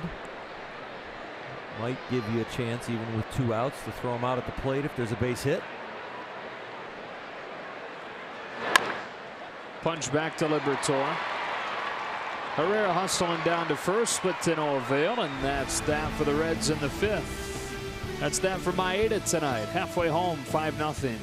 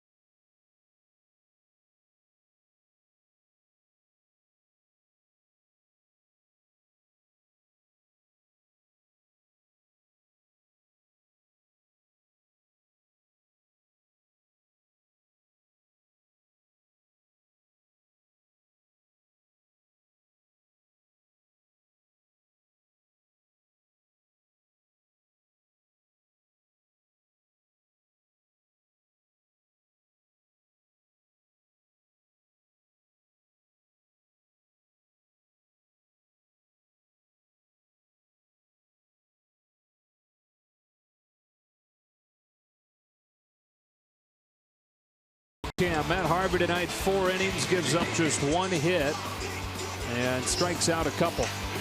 Relied mainly on the fastball, but if you were going to go off speed and you were Matt Harvey tonight, it was going to be the changeup and the slider. Only threw 3 curveballs, 1 for a strike, but boy, was he sharp. And Jackson Stevens comes on here. He's given up a bunch in his couple of outings. Dodgers trying to claw from behind, down 5-0 to the last of the 5th. You see the Reds come to town. You see some of the ERAs that the relievers bring into the game, and you start licking your chops. But The Dodgers have not been feasting at all yet. Maybe that triple that Bellinger got is just what he needs to get going. Snapped an 0 for 9 slide for him. Takes ball 1 from Stevens. Well, we've touched on it as this slide has continued, not just for Cody, but for the team. A couple things that work offensively. 1 ball, 1 strike. We've talked about the details with runners in scoring position, having a hard time getting runners in. That's always a problem, but it's compounded when you're not hitting home runs, and the Dodgers aren't hitting home runs. 3rd last in the majors in homering, so they're not able to overcome those situations where they don't string them together and finish off rallies. They're on pace to hit over 35% less home runs than they hit last year. And they're near the top of the league. They had 28 from Puig. He has 0. They had 39 from Bellinger. He has 4. They had a full season of Corey Seager. They had a huge season from Justin Turner. Well, the total ended up at 221 last year.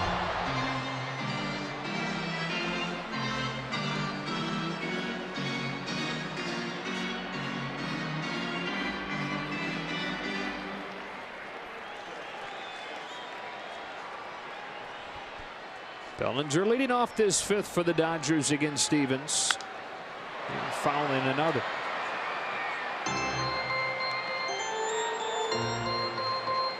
He's closer. Last night he was swinging at fastballs center cut and missing them by 4 to 6 inches, but now fouling those balls off at least. Living to see another pitch.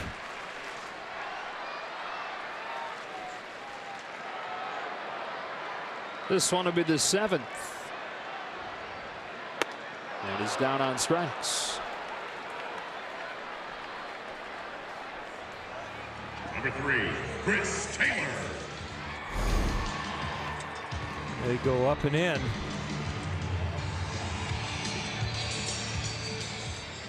It's not that he can't catch up. He's just missing when they hit those spots. Got plenty of bat speed. Chris Taylor with 1 out. Took strike 3 called his first time. And swings through this first one from Stevens.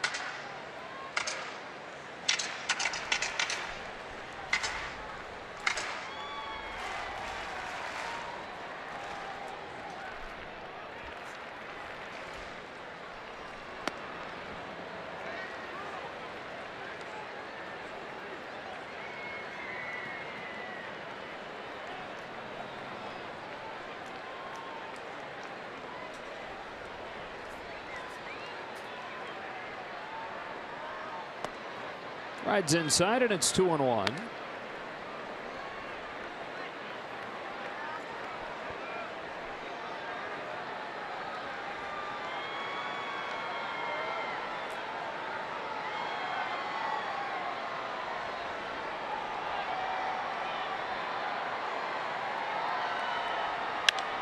Taylor hits this one hard to straightaway center field. Hamilton back, leaping at the wall, won't get it. Chris Taylor on his horse to 3rd with a triple.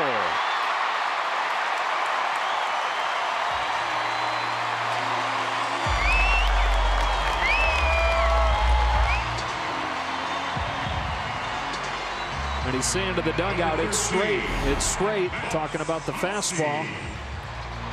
But he crushed this ball, and this brings the fans to their feet. Almost got it out of center field.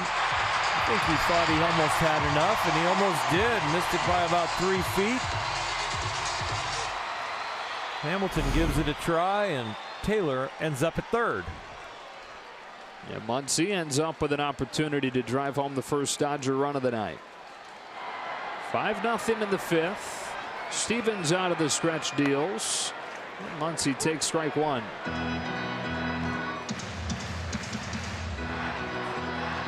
Max lined out to center his first time with Bellinger at third to end the second.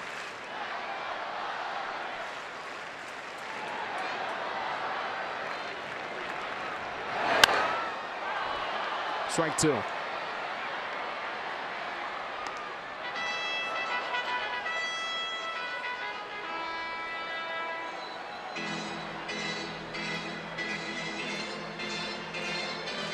What Dave Roberts has described as empty at bats is what Muncy is trying to avoid.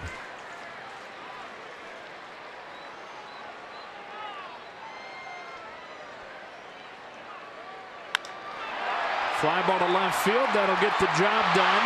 And then some.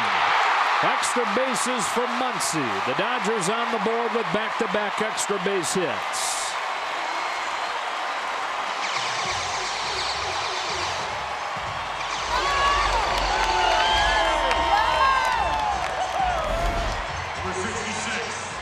He gets another high fastball, this one tailing away from him, and he really drove this ball with some backspin. That was not an empty at bat. That's a double, and some body language to the bench. Let's go. It's back-to-back guys that have followed extra base hits with almost more emphatic reactions afterwards, looking into that dugout, trying to jar their teammates. And Taylor and Muncy. And now Puig gets ready to bat after this visit from Danny Darwin.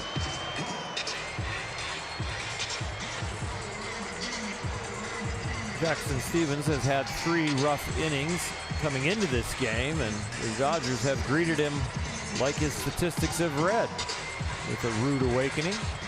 And a rude birthday gift for a guy turning 24 today.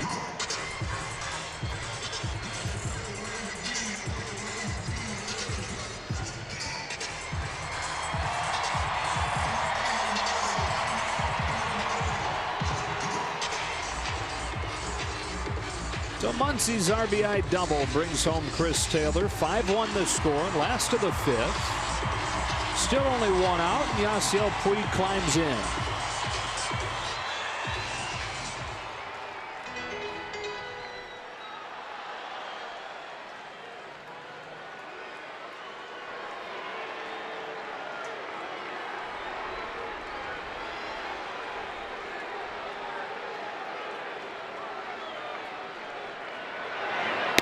Ball 1. Yasiel not trying to move him over, of course, with 1 out, but that side of the field in that right center gap is where he is at his best.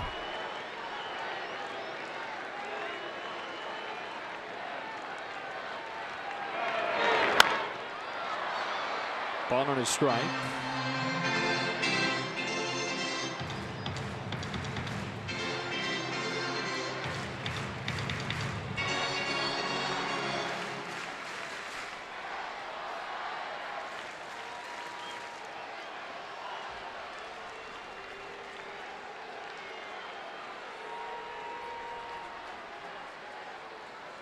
Muncy at second, 1 gone.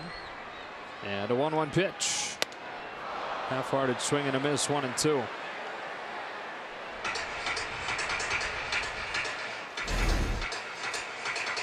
He's firing and taking at the same time. That's when you get that swing. Don't often see it on a fastball.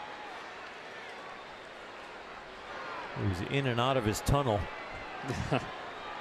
A tailing action to it from Stevens, who is home with a 1-2.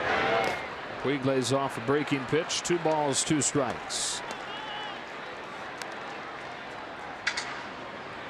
Yasiel Puig is a pro in Cuba. Was making $17 a month. Defected in 2012. Signed with the Dodgers months later. Big league debut a year later.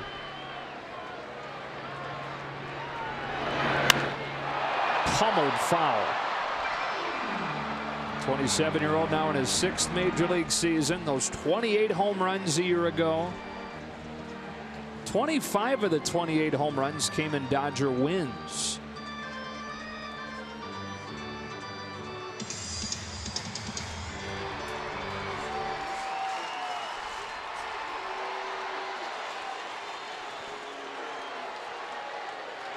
on another 2-2 pitch. He takes outside. Barnhart's throw is late. The count on Puig is full. Must be a full moon or something. We've seen 2 pickoffs to second base in one game. It's a rare thing.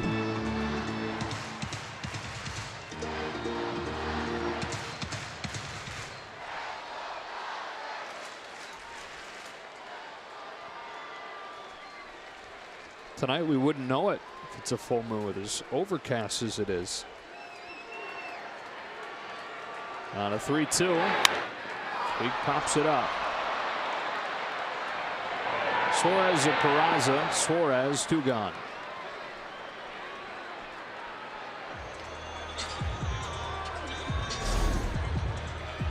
Another fastball that runs in and kind of, LCL's trying to get it off of him, not let it chase it in there. Gets the bottom of the ball. You're going to always know what he feels. Pinch hitting for Maeda is Barnes. It's been one of the categories the Dodgers have excelled at this year, and that is pinch hitting. They lead the majors in hits from their pinch hitters. Barnes looks at strike 1.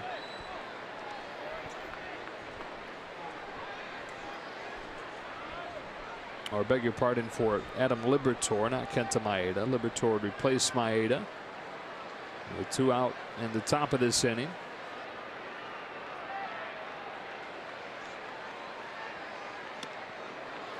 Other than 2.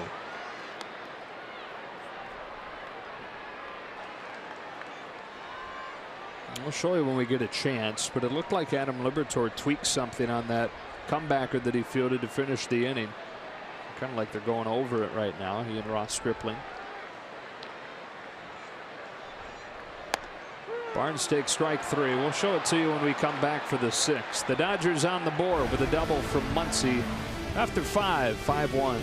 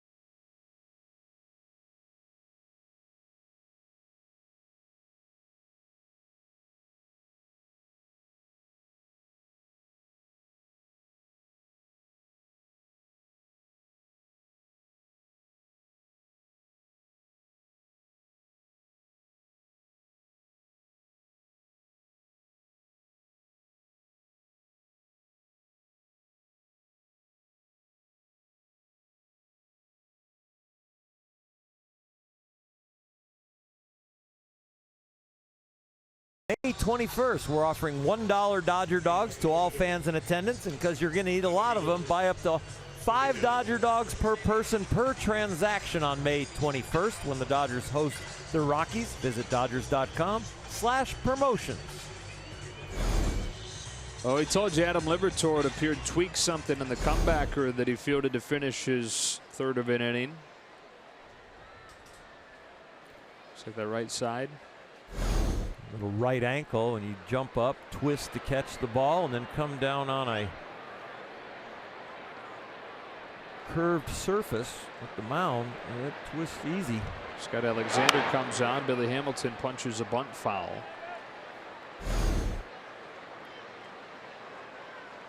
And the most telling thing wasn't seeing that in real time, it was his reaction. Right about there.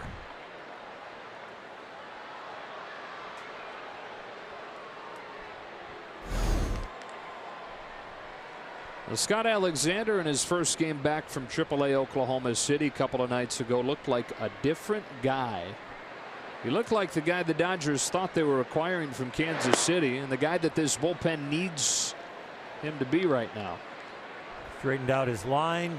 He's working on keeping that sinker for a strike, not just having it be a ball right out of his hand where hitters just take it.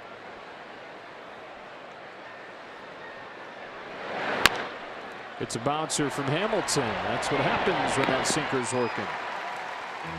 As soon as he went up for that, I was worried about Libator, and then all of a sudden, Alexander, are you going to twist your ankle? Because that was almost the same kind of play, just the other side of the mound. But that was an outstanding sinker, and that was about knee high. Look at the pitch, but then watch the play where he has to jump again, twisting, come down. Not quite as high a jump, so not as much pressure on his feet.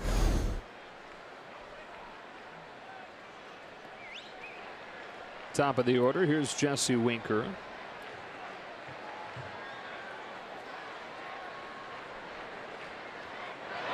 Made 4 appearances in Oklahoma City, Alexander did, and found just a small mechanical tweak based off of what he was doing when he was successful last year, and was able to apply that again this season, and it unlocked whatever the issue was. 2 balls, no strikes on Winker. When it's described as a small mechanical tweak, it is, but it's the search to find it that is so maddening. And if it really is the right thing, it is the core problem, because if you find the core problem, it usually fixes 4 or 5 things that you've already worked your way through that didn't fix, that feel like they're the problem, probably are part of the problem, but they're not the core. They're more a symptom. And once you find the core problem, it is amazing how you feel so natural and free and easy. Issues a 4-pitch walk to Winker, and a 1-out base runner for the Reds. It's a little bit easier to do that searching and that tweaking when you're in AAA as opposed to pitching in big league games. For sure. You know, of course you want to win when you're at AAA and you want to perform, but no, it's a lot different. This is the performance level. That is the preparation level.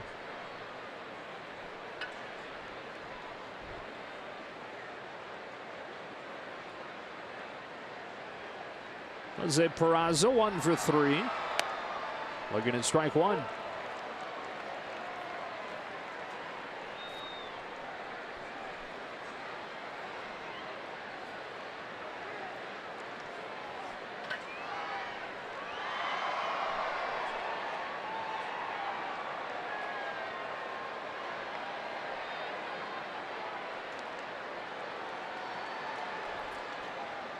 Sinker comes in handy right here. A gift walk, but you get 2 outs with 1 pitch. Throw a good one. Get that ground ball at somebody.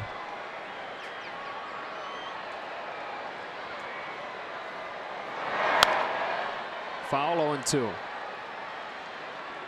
Brock Stewart, who came up at the same time Alexander did, gets ready. He spent as much time on an airplane as he has on a baseball field over the last couple weeks. And shuttled back and forth.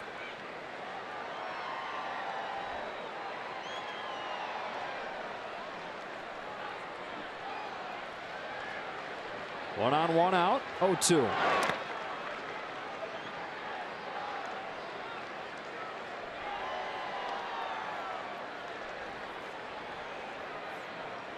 Saw that ball hit the dirt and immediately get taken out of play. You give somebody with Scott Alexander's sinker a scuffed baseball, you'd watch that movement double. I know nothing about that.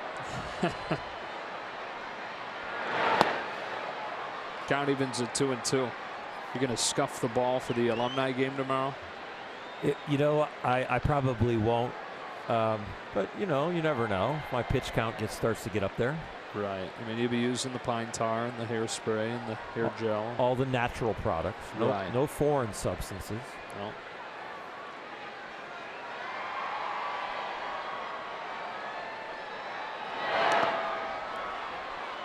Full count. It's really fun because, you know, it's amazing that you can get a first pitch ground ball out to short. The ball goes around the infield, comes back to you, and they don't take the ball to play. I thought it was real important to get that first guy to hit one on the ground in fair territory so I get that ball back. Yeah, we had a fan ask us that. Why did they not replace that ball? But a ball in the dirt delivered home immediately gets replaced, and there is no good answer. There isn't. That is a ground ball. Chase Utley and Chris Taylor come together, and because of that, they'll only get one. And there are two retired here in the sixth. It was like a magic trick. Angel Hernandez, the second base umpire, had to figure out who's got the ball, so whose foot counts. Two gloves together. Chris steps on the bag. He doesn't have the ball. Chase does, and that's the end of the play, but they got the out.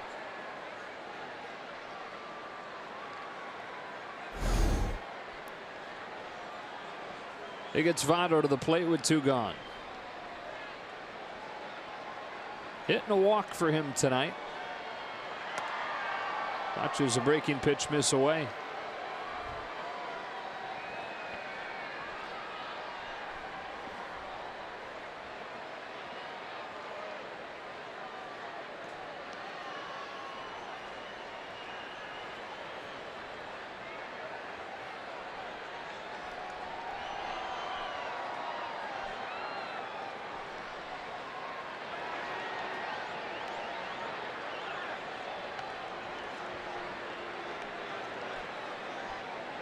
Scott Alexander smelling something like maybe they're going to go.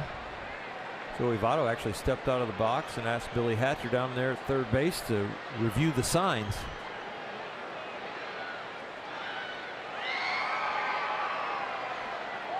He does take off. Grandal's throw to second. Not in time. Peraza with a stolen bag.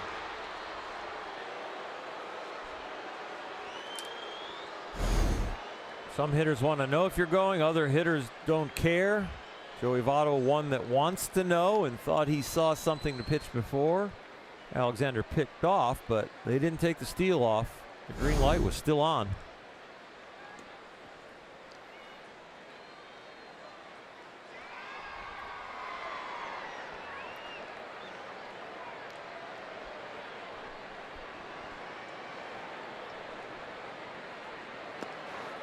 Two and one on Votto.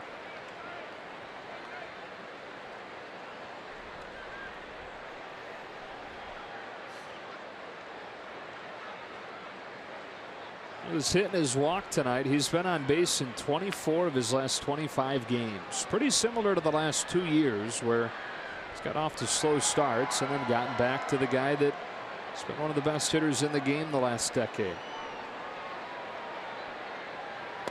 And even with a 1-strike count, he chokes up about 5 inches on that bat. It's 3-1 now.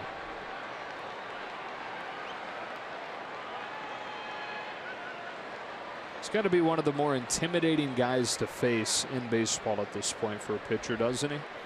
I think so, because of the power quotient. You know, usually a guy like this is an average and on base, but no power, but outstanding power. Hit 36 homers last year. Over the course of his career, he has more home runs to the left side of the diamond than the right side of the diamond, to show you that he can go out anywhere.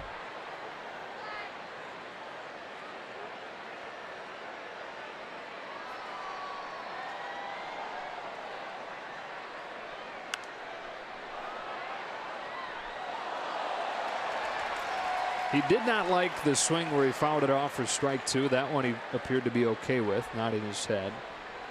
And somebody that pays as much attention to detail as Joey Votto does, he probably sees his cell phone lights out and probably doesn't like it.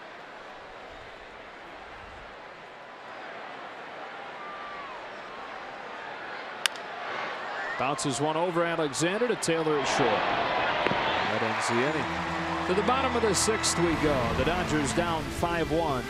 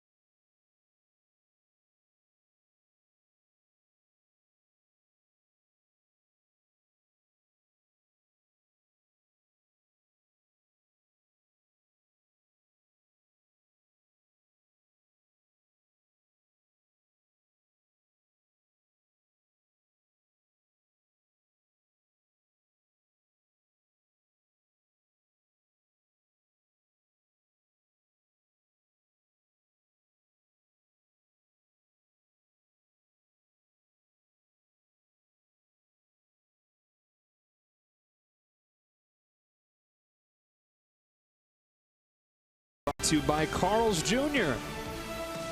and by Nissan. Choose Nissan today for great offers on our most exciting lineup ever. Shop ChooseNissan.com. Back here at Dodger Stadium, to the bottom of the 6th inning we go with the Reds in front 5-1. Joe Davis, Orel Hershiser, and Omar Garciaparra. Top of the order for the Dodgers. Chase Utley to lead it off. Twice flied to left tonight. Former UCLA Bruin here on UCLA night. Local guy, Poly High School in Long Beach. He dreamt of playing for the Dodgers. Chase was in the stands in the '88 World Series. Game 2. He's 9 years old at that point. Watches that one hook around the plate. 1 ball, 1 strike. Out of high school, the Dodgers drafted him. And it's not like he was, 20th round pick. Of course, I'm going to go to school. No, he was a 2nd round pick. He wanted to go to UCLA. 1 ball and 2 strikes. Tommy Lasorda even had him down to the park. Dodgers basically thought that he was going to sign. Chase came somewhat to humor them. He knew what he was going to do. And it turned out to be a pretty darn good decision when you look at the career that he's had. Serves a base hit to left.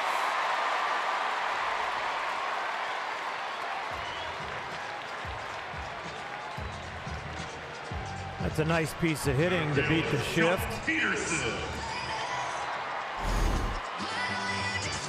Kind of chops at this ball and just kind of check swings it over there to left field.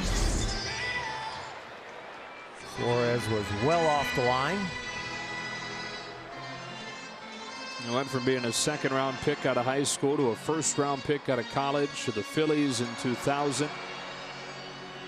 Many years as an all-star there. And he eventually got to the place that he grew up coming to games. Jim Riggleman back into that bullpen. Dodgers trying to put something together here in the 6th.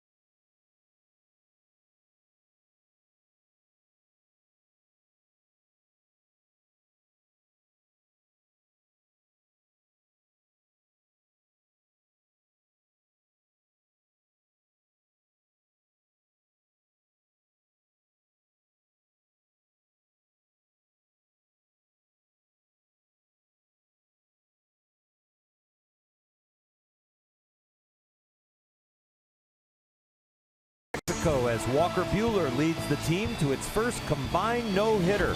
Plus, Fernando Valenzuela is celebrated in his home country. Don't miss Backstage Dodgers, presented by Cadillac, tonight after the post-game show on Sportsnet LA. Austin Brice on for the 17th time this season after the Dodgers get the leadoff man on and bring Jock Peterson up. So far this year, he's inherited 9 runners. 2 have scored. That's something that the Dodgers would like to push across.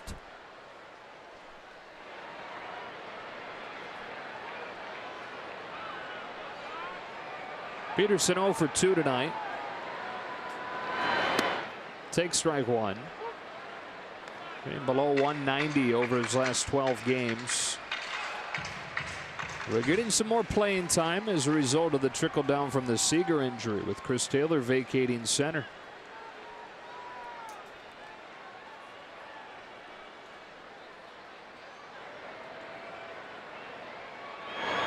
Chases 0-2.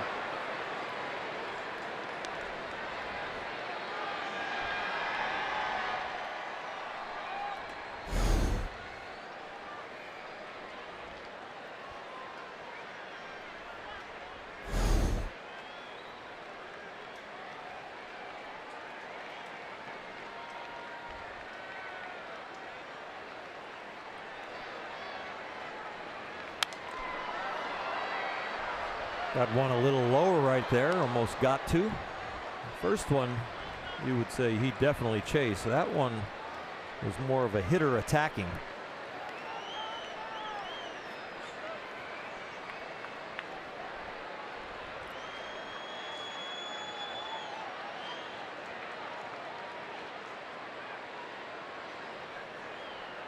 With a runner at first and nobody out in the 6th. Jock Peterson takes high. Brice trying to get him to chase again.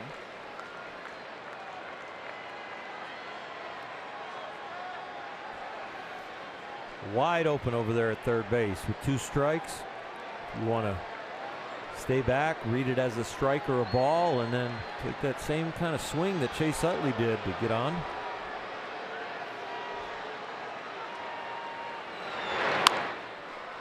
Tried to. On the left side, Suarez throws him out. He sure did try to, and I applaud him for it. He should get some high fives on the bench just for that attempt. That was a team at bat by Jock. You could really see him work hard to keep his hands inside that and drive the ball over there. Because it was a slider down and in, it was a really hard pitch to hit over there.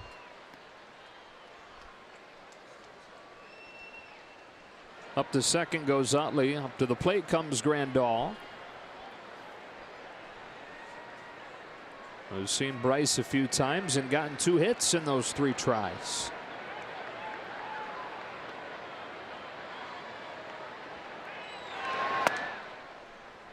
Outside corner, strike 1.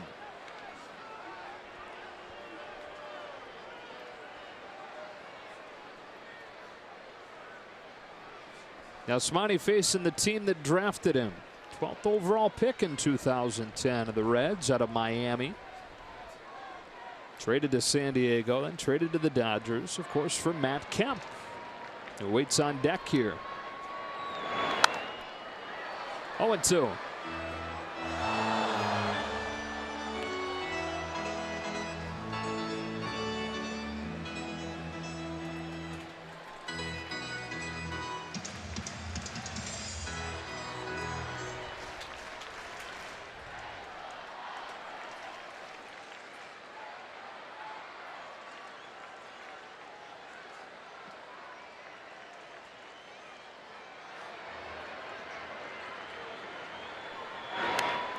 Got a piece to stay alive.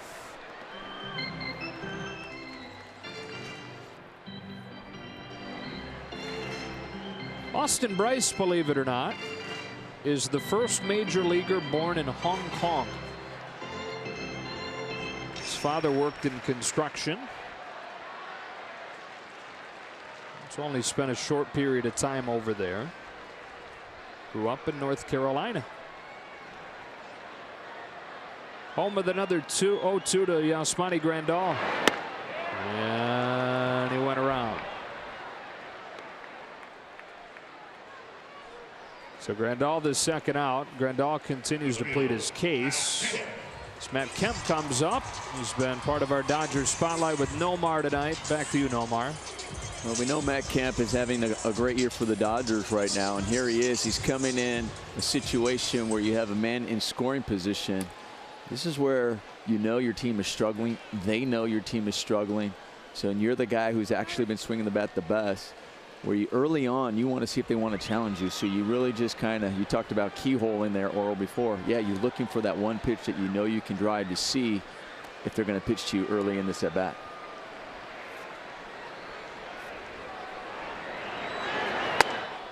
Took ball one.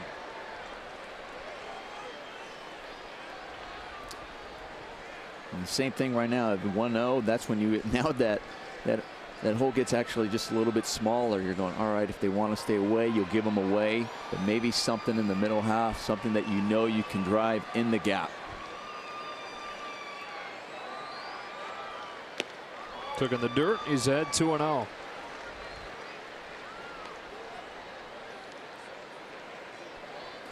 There's a couple of things we were talking about, Turner Ward, when you're watching him, when you know when you have your hitter, when he's locked in. It's not just the swings and the hits that he's getting. You also notice the pitches and the way he's taking them. And he's just so balanced. He's so quiet right now in the batter's box.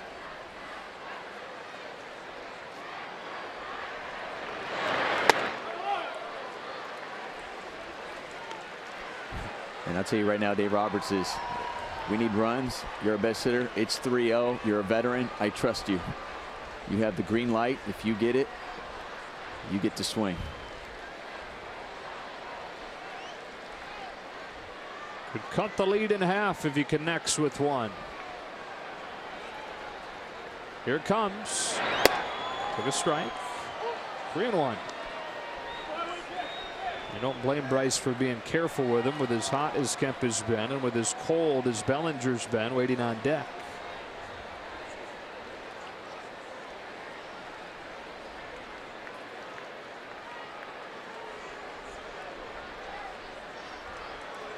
Elliott second, 2 gone, and on a 3-1 pitch, Matt Kemp hacks it foul. Full count.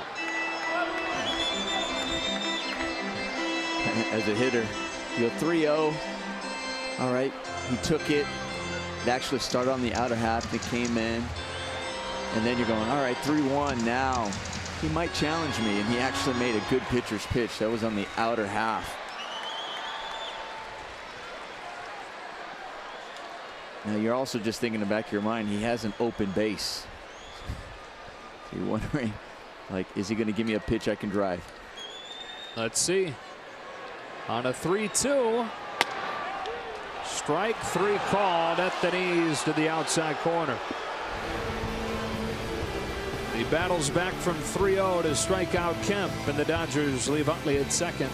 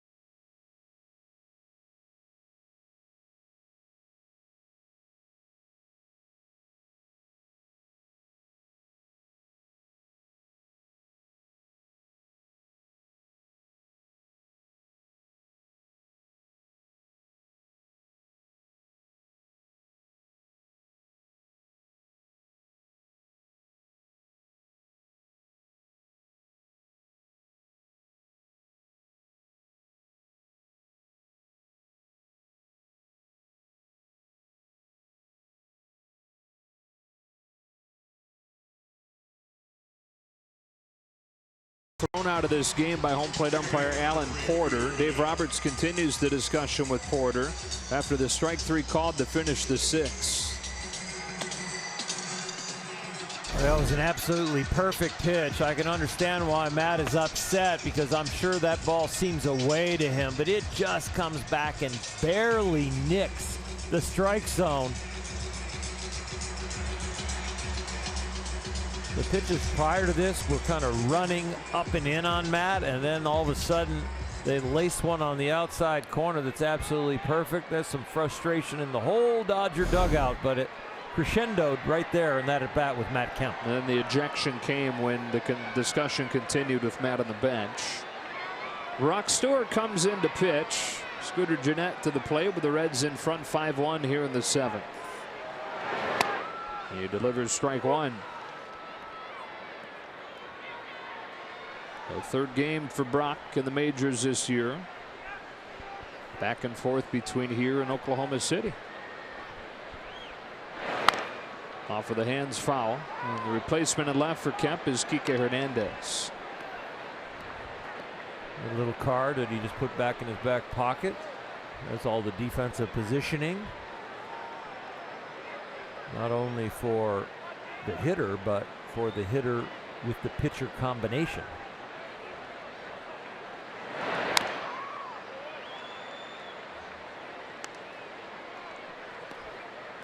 Gennett with a home run as part of a 3-for-3 night. His 4th consecutive game with a homer.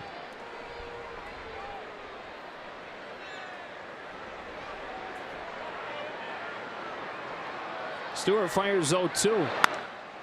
Gennett flips a pop-up to Hernandez in left, who wastes no time getting his feet wet in this game. 1 gone. They talked about Brock Stewart being back and forth between the majors and the minors. How about his trip on Sunday? He was called up with Clayton Kershaw going on the disabled list. Was currently in Oklahoma City. The Dodgers were in Monterrey, Mexico. It's hard enough as it is to get from AAA to the majors on short notice, no matter what. Brock has to go to another country to join the team. Eugenio Suarez with 1 away in the 7th. What's more, his flight takes off from Oklahoma City and then immediately turns around, comes back, and lands in Oklahoma City. He said they told him there was something wrong with the landing gear, which makes it interesting that they came down and used the landing gear to land, I'm assuming. He didn't tell me about any crash landing or anything like that. So there was no foam on the runway. No, none of that. So he had to get on a new flight. This one took him to Atlanta, lay over there, Atlanta to Monterrey, Mexico, off of the plane, into a cab, to the ballpark, got there midway through the game, and an inning later was in to pitch. That's a strike 1 and 2. It doesn't end there. Dodgers fly home from Monterrey to Los Angeles. Get in, what, 9, 10 o'clock on Sunday night? Monday, he gets optioned back to Oklahoma City and then brought back up. Not allowed to have jet lag when that happens. Oh.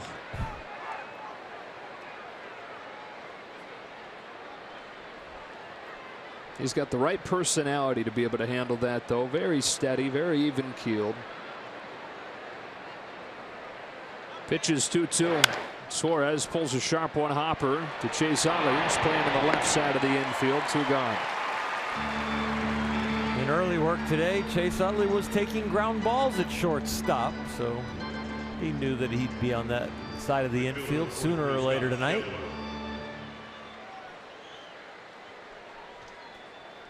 Two gone. Scott Schebler.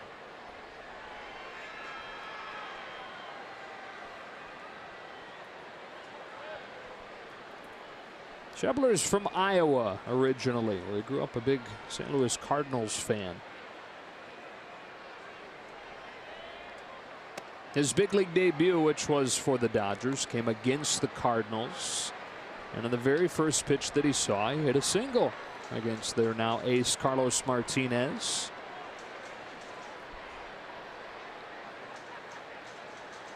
How about that? You grew up cheering for a team. You grew up wanting to be a big leaguer. you become a big leaguer and get a hit on the first pitch you see against that team you wanted to play for. Pretty amazing. In his 4th year with big league time now. Behind a fastball, 1-2. Last year was a breakout season for him. First full year in the majors, and he hammered 30 home runs.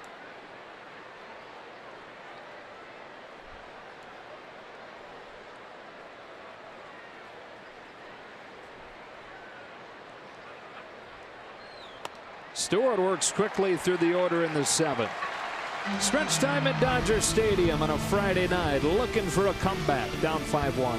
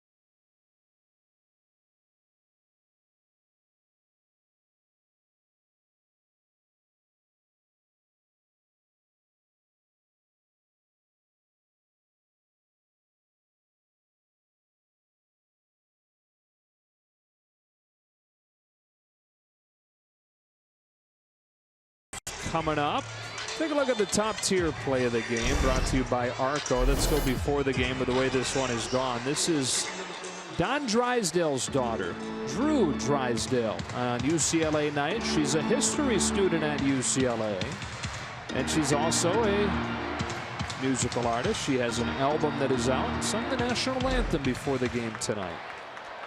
Whatever she chooses to do, she's going to be very successful. She's a very sweet, intelligent girl. Cody Bellinger to start the 7th for the Dodgers. Yeah, takes one that almost hits him from Austin Bryce. 1 ball, no strikes.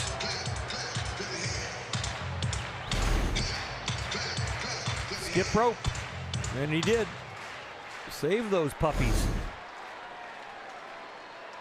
Even Chase Utley, who's been hit 200 times in his career, says that is the hardest one to just take. 1-1. Those ones down around your feet. Instincts tell you gotta move. You think of all the instincts that Chase Utley has rewired in his brain to get hit by that many baseballs. Because it is. As soon as it starts coming at you, that body part wants to move. 1-2. Taking one for the team is a conscious thought that you are up there like anything inside, okay, and you got to fight through the reaction of moving.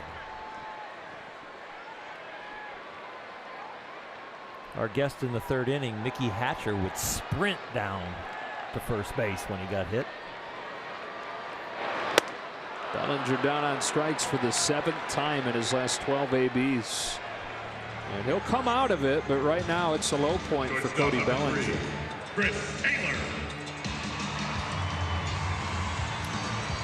With 1 out, here's Chris Taylor. Good to see him hammer a ball his last time up, driving a triple off of the wall in center and scoring the Dodgers' own run tonight.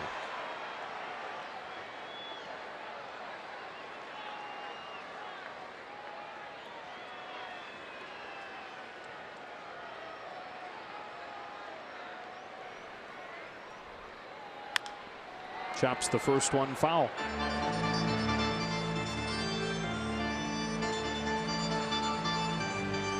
Dave Roberts dropping him in the order tonight. First time since early August last year that he hit somewhere other than leadoff. Just been a tick off. Dave Roberts hoping the change of scenery can help that. No swing, 1-1. Completely different when you're grinding and you're in a groove compared to you're grinding and you're not in your groove, and there's some intensity that can turn to anxiety, and trying to relieve a little bit of that pressure, kind of free him up.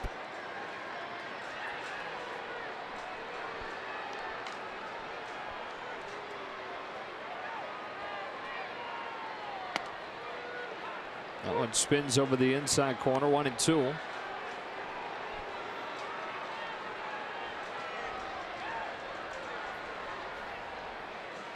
Reds pitching suddenly very good. During this 3-game winning streak, they've allowed just 4 runs. Prior to that, though, the worst staff in baseball. On a 1-2, Taylor strikes out swinging. Coming into the night, the Red starting pitchers had an ERA of 5.24, and their relievers, the bullpen, a ERA of 4.45. The Dodgers have not solved the puzzle of the Cincinnati Reds pitching staff so far in this series. The rest of this game and 2 more attempts Saturday and Sunday, but seems like lately it didn't matter what color uniform you wore if you were a pitcher. 2 out, bases empty. Max Muncy watches it tail end there for a strike. Muncy drove in the lone Dodger run with a double his last time.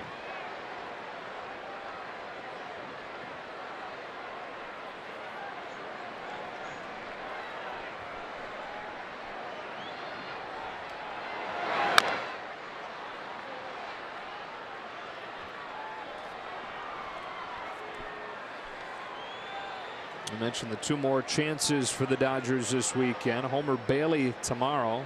Bailey is 0-5 with a 5.61. And a man named Homer has allowed more of them than anybody in baseball.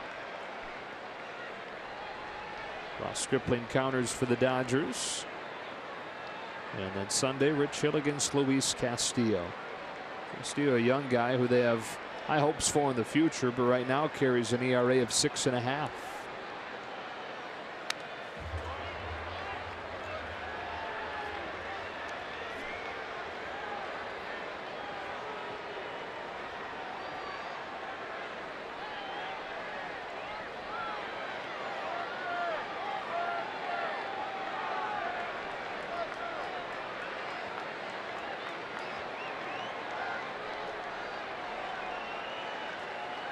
Austin Bryce tried to strike out the side. Instead, a high fly ball to right field. Schebler's back. Track wall gone. Max Muncy with a home run. He's driven in both Dodger runs tonight. It's 5-2.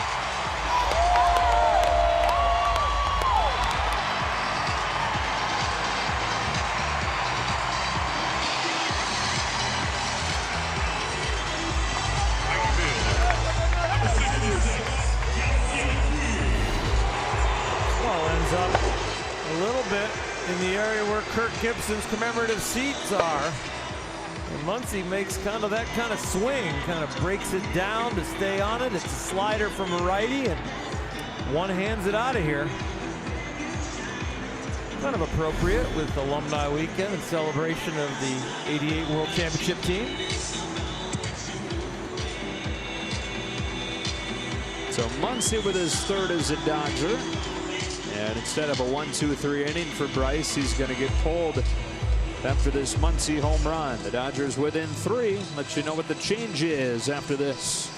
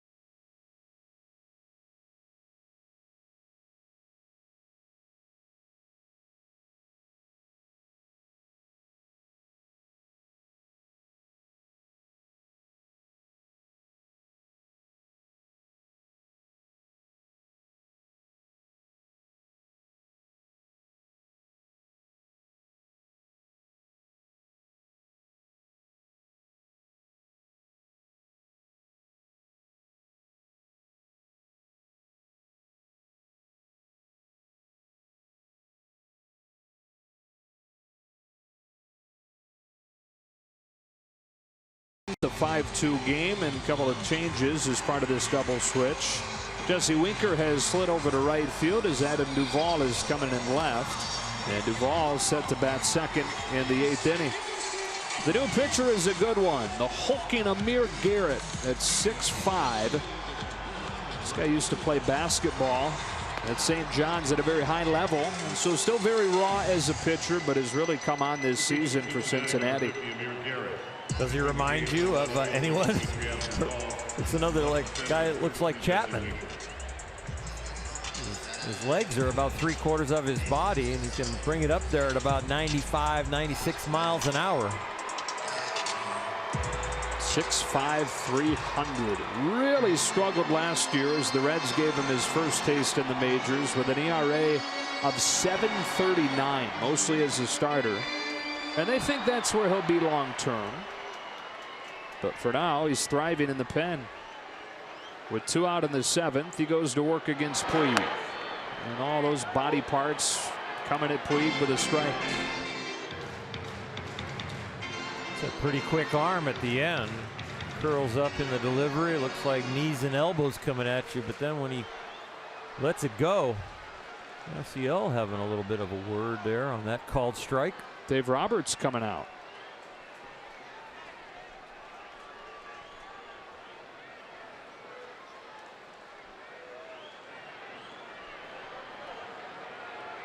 You know, the Reds a couple of days ago caught the New York Mets batting out of order. Obviously, the Dodgers are batting right now, so it's not exactly that. But Dave Roberts questioning something lineup card related. Jim Riggleman looking his over. Uh-oh, what's he got me on?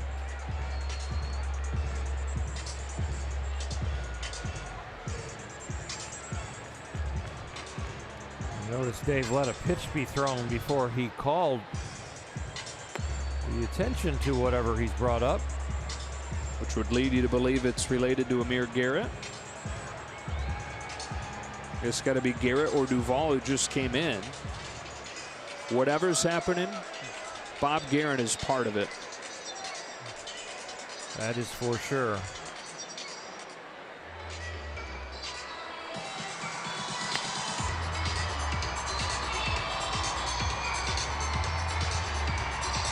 Whole umpiring crew are going to get together with Jim Riggleman.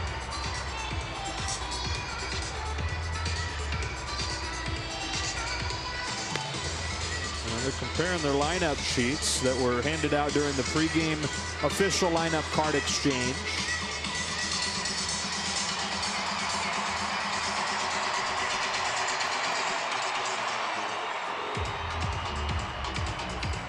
Bob is in his element right now, huh?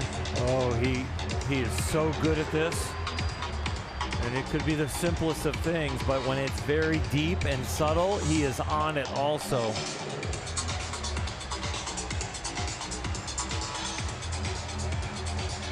And they are pointing out towards either right field or the bullpen. Right fielder. Jesse Winker. And telling him he's got to leave the game. Winker was in left. And in the leadoff spot in the order. And all they really did was slide him over to right field as part of the double switch where they brought in Duvall. Me? Lame. So now Alex Blandino, utility man, will come in and replace him in right.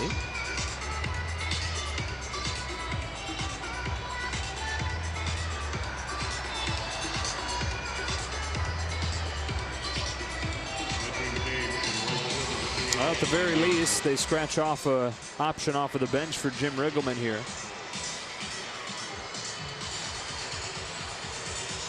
They send a guy in Alex Blandino, who has never played a professional inning in the outfield, to right.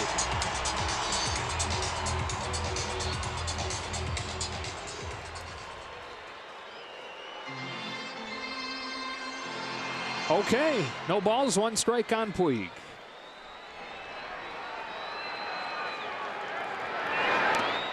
One ball, 1 strike.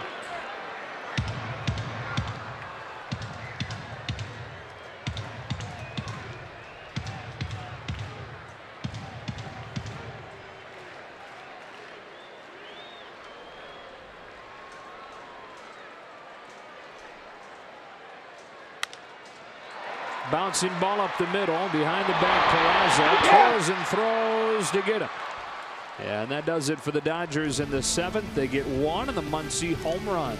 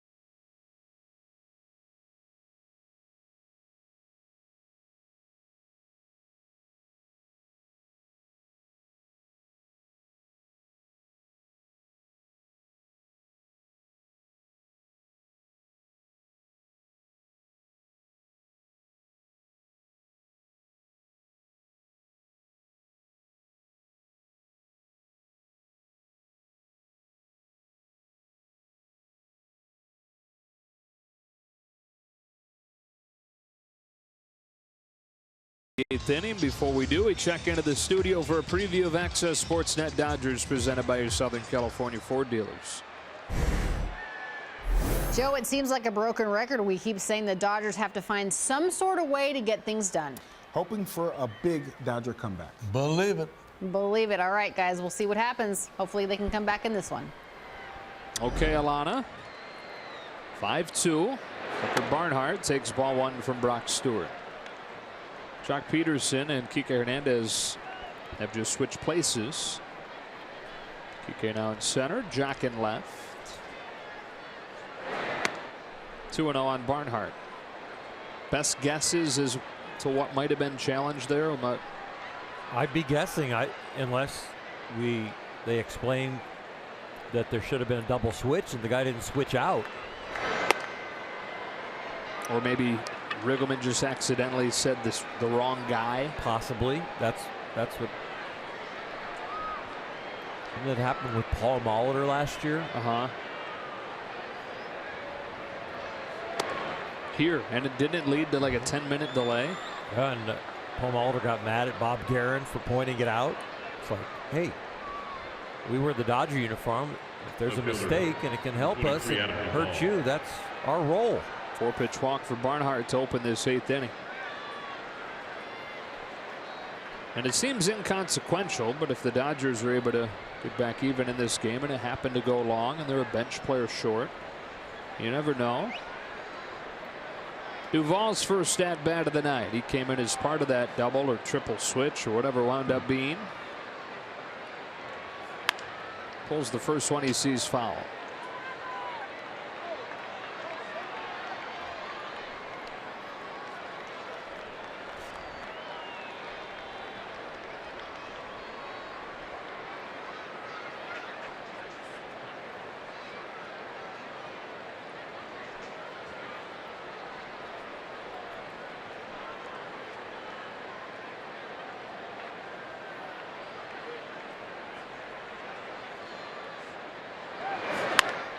So based on just looking at the lineup card now, looking at the game cast, it looks like the mistake may be that Jim Riggleman said, or it was heard, that he wanted the pitcher to replace Jesse Winker, who's in the leadoff spot in left, as opposed to Scott Schebler, who is who he should have wanted him to replace. He made the last out in the previous inning, because right now the pitcher's spot is due up 4th in this inning. That's not what he wanted, but that's maybe what he accidentally translated to the home plate umpire. I know that's a mouthful. It's still kind of complicated, but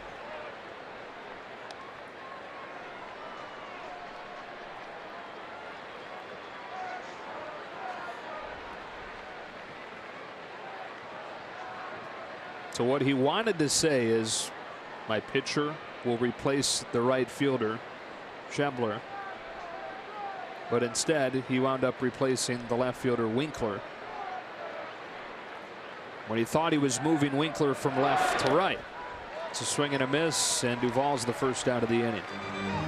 I used to do those logic problems when I was like back in high school. Yeah, does this feel like one of those? Yeah, a little bit. Are we failing? No, I follow you, and I think you're right. But we're guessing on the verbiage down there. Right, right. This is why the crew chief needs to be mic'd up to the stadium like in the NFL. Mm-hmm. You don't have to give us a ton, just a simple explanation of what the call is. And there you go. Amir Garrett is in the leadoff spot,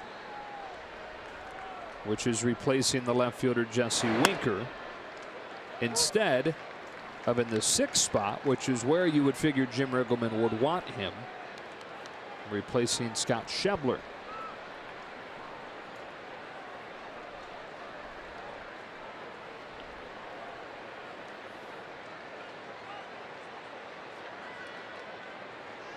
Here comes an 0-1 from Brock Stewart to Billy Hamilton, and it's at the top of the zone for strike 2.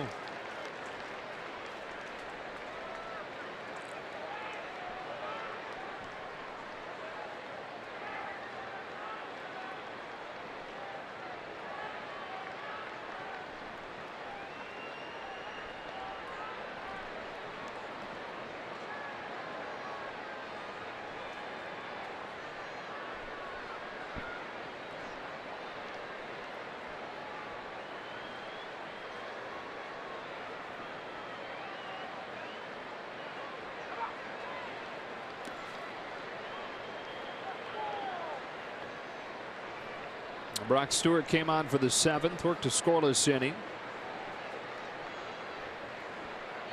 All 5 tonight allowed by Maeda. 1 in the 1st, 2 in the 3rd, and 2 in the 5th.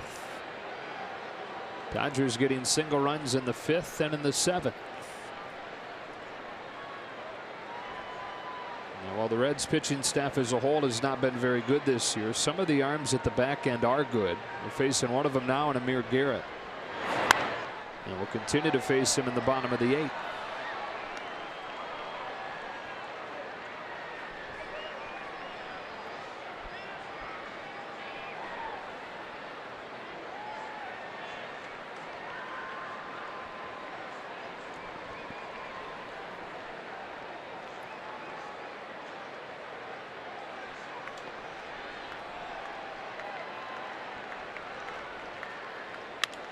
Hamilton hits it off of Stewart, recovers in time to get one of the fastest players in the sport, if not the fastest. Up to second goes Barnhart, 2 away. And here comes Nate Lucero. It doesn't really hurt when you get hit, but after you record the out or whatever happened when the action stops, that's when you start to feel the pain. Brock Stewart looks like he is shaking it off and is going to be just fine. Gets this on the right side, right where you keep your wallet. And the wallets are pretty thick here in the big league, so I don't think it hurt. Now back, pitcher number 50, Amir Garrett. Brock spent all his change on luggage fees. He doesn't want this to keep up, but if it does, he should negotiate in the mileage. By the end of the year, he could take a really nice vacation and fly free. Amir Garrett, as a result of that clerical error, the mistake from Jim Riggleman, whichever it winds up being, bats for the 2nd time this year. And pulls a hot shot to 3rd that's speared by Max Muncy. He's been a shining star for the Dodgers tonight, having driven in both runs. And here a nice defensive play to save a run to the bottom of the 8th, 5-2.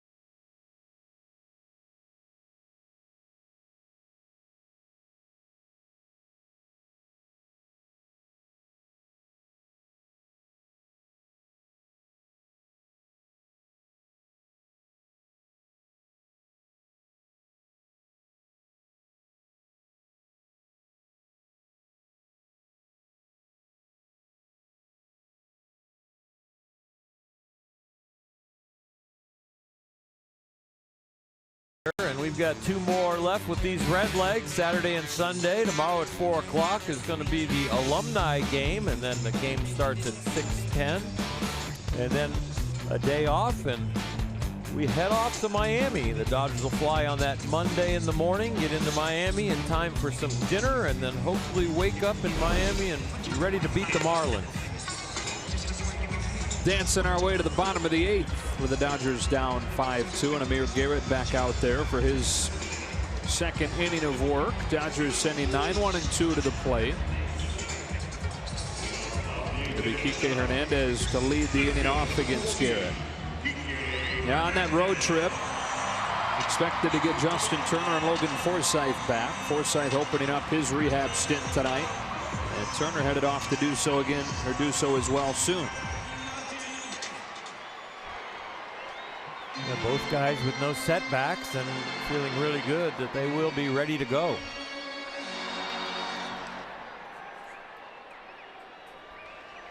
And so Hernandez, who came into the game a couple of innings ago, swings at the first pitch and pops it up. In right field, it's Peraza. They've done some moving around. Peraza's now in right. They put Blandino at short. And so short-handed at this point with Bob Guerin and Dave Roberts catching Jim Riggleman in the incorrect move. And having to be a little bit flexible about it. Here's Kyle Farmer hitting.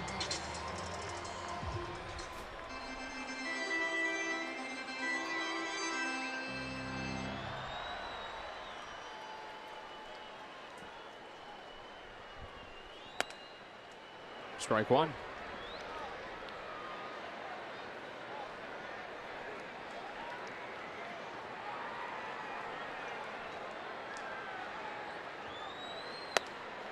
And pulled the string. Fastball at 93. Changeup at 83. No balls, 2 strikes. For Amir Garrett, in 15 of his 17 outings, has given up nothing. Farmer yanks one down the line, but foul.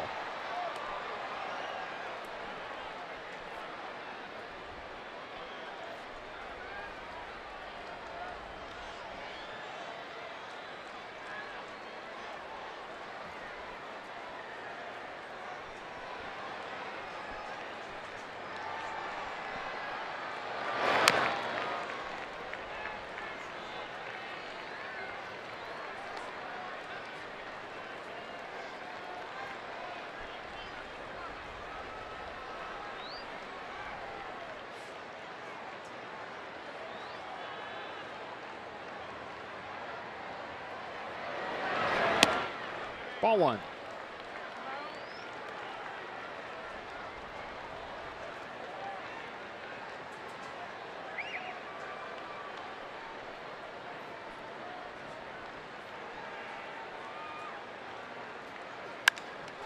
Farmer rips it back to him. Looked like he'd caught it, then trickled out, picked it up, and they said that he did, in fact, catch it. I'm not sure he caught it or it caught him. Yeah. Wow. This is an absolute bullet. Oh, he does catch it. Or at least he gets a glove on it. I'm not sure he ever caught that ball. But he would have thrown him out.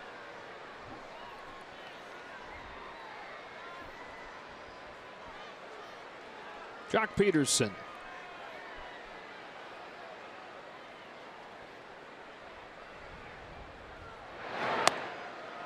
First pitch breaking ball, strike one. Letter of the law says that you're supposed to remove the ball cleanly from your glove, but that has been adjusted over the years. That it just, if it looks like a catch. It's a ground ball, foul. Not as much with pitchers as much with outfielders, where you see a guy catch a ball and maybe as he starts to stride towards the dugout on the third out, the ball is never removed from his glove, but now it falls out of his glove. Almost the held long enough rule.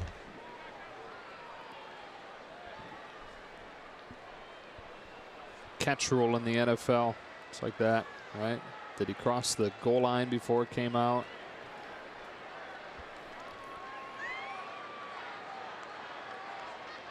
Did he make a football move? Garrett's 0-2. Peterson turns on it and hammers it up into the club level. Still 0-2.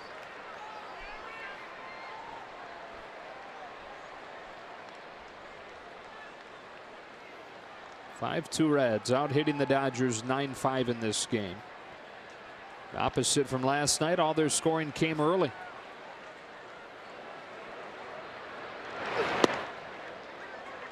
Last night, all their scoring came late in a 4-1 win. Cincinnati's won 3 in a row for the first time this year.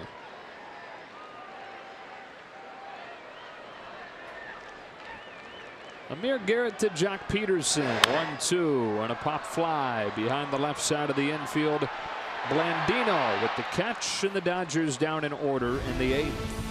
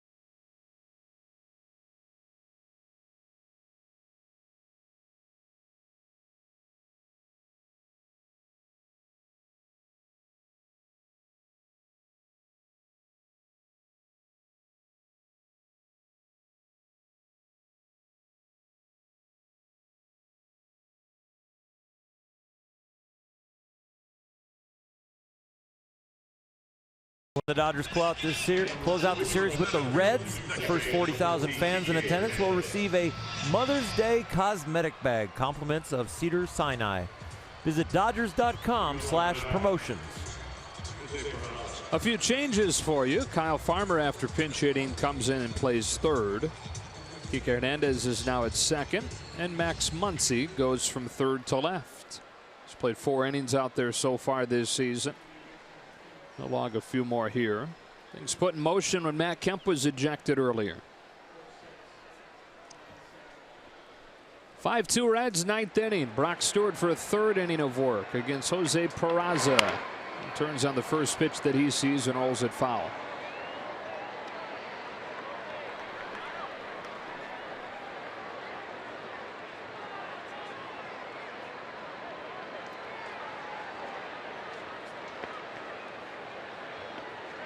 Peraza 1 for 4 tonight. Doubled and scored in the 3rd.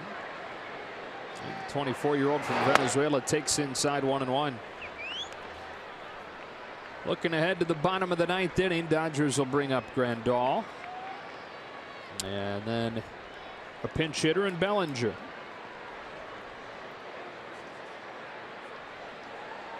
The 1-1. Cracks his bat on a roller back to him. One gone. Brock Stewart's looked good tonight.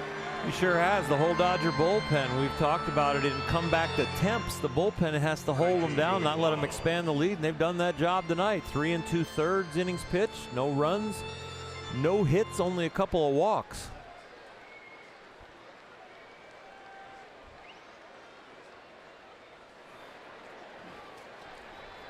Joey Votto with the bases empty and 1 away. Native of Toronto. Takes ball 1. Never really had an interest in hockey. You automatically think with Toronto, Canada, hockey, but he never even really learned to skate growing up there. Takes a strike, 1-1. That's un-Canadian. It kind of is. You're supposed to skate before you walk up there. It's a story back to his teenage years. He went ice skating on a first date, not really knowing how to skate. Oh, she probably dropped him right there. That's what he said. He said when she saw how bad he was, she dumped him right there. I think that she got through the skate and then. Well, he was falling down. That's true. Probably wobbling around the ice. Probably couldn't. When they got to the turn, he probably ran right into the boards. He looked up at her and she just shook her head and skated off, never to be seen again. 3-1. Baseball was always his first love. His dad got him into it. Grew up admiring Larry Walker, another Canadian-born slugger. He's got a 1-out walk against Stewart here in the 9th. Number 3, Scooter Jeanette. My family moved to Toronto, Canada when I was 12 years old, and I got up there and learned very quickly I better play hockey or I'm not going to have any friends. And that's where I started to play hockey as my off-season sport to baseball. Are you implying that Joey didn't grow up with friends? He might not have. He might. I don't know. He's younger than me, so maybe he just played video games. Got the corner, strike 1 on Jeanette, who is 6 for 8 in this series.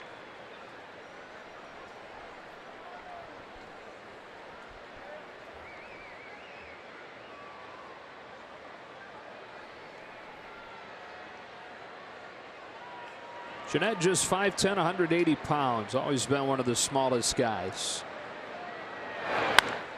Yanks this one to right field, and he's got his 4th hit of the night. Puig comes up gunning. Jeanette going to take advantage. It's a situation where it didn't call for that. And instead of 1st and 3rd, with a double play ball in order, 2nd and 3rd, 1 out. Eugenio Suarez. That is the first mental mistake the Yasiel Puig has made in a long, long time. He has been very good at selecting where to throw the ball and when to throw it, but if he could have that one back, he would say, I should have kept the double play in order. Boy, Jeanette has a very rhythmic, long swing, but kept the bat there long enough to get that blooper. Suarez trying to add on here. 5-2 Cincinnati, 9th inning. Heart of the Dodge order due up. And a fly ball to right center field. Yasiel Puig will catch it, but it is deep enough. Throw goes to third. It's 6-2 Reds as Votto scores.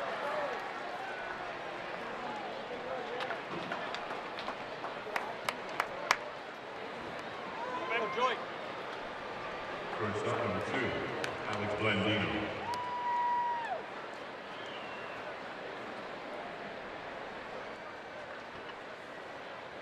So now Blandino.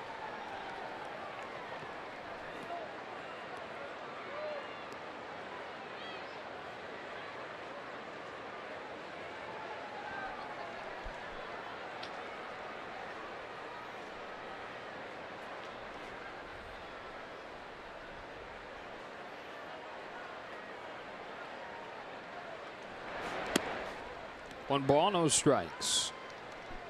Hour earlier tomorrow, 6:10 first pitch. Ross Stripling against Homer Bailey. And then on Sunday, it's at 1:10 as Luis Castillo goes for the Reds against Rich Hill for the Dodgers. Rich started this homestand. I'll finish it. A strike, 1-1. The early 2-inning game, the alumni game, starts at 4. You got to get to bed.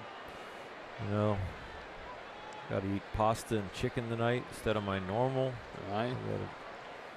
Got a carb load and protein load. Got to hydrate. Yeah, all those things.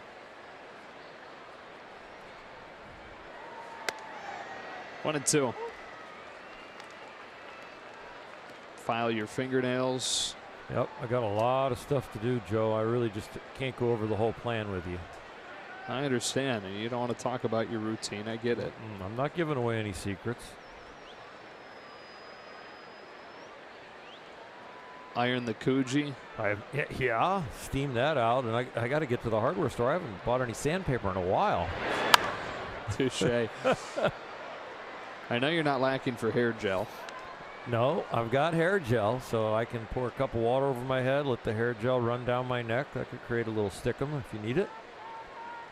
These guys nowadays, they can go to their mouth on the mound. In our day, you had to fake it and wipe it off, supposedly. If you had creative catchers and third basemen, you never know what they could do to help you.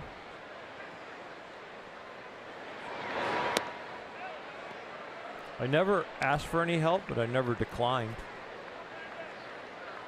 Never asked? Never asked for help, but never declined it if it showed up. And did it usually show up?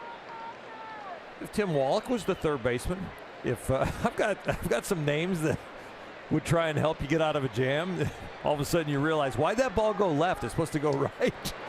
Oh, there, somebody did something. Did they have their signature cuts of the ball? Like, oh, yeah, Wallach definitely scuffed that one up. It's got a W on it. I know. I was like, Tim, I wish you were here in my prime.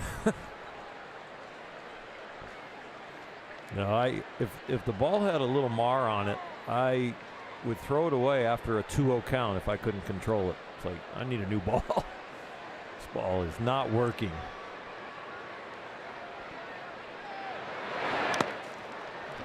Grandal able to stop it and hold the runner down at third.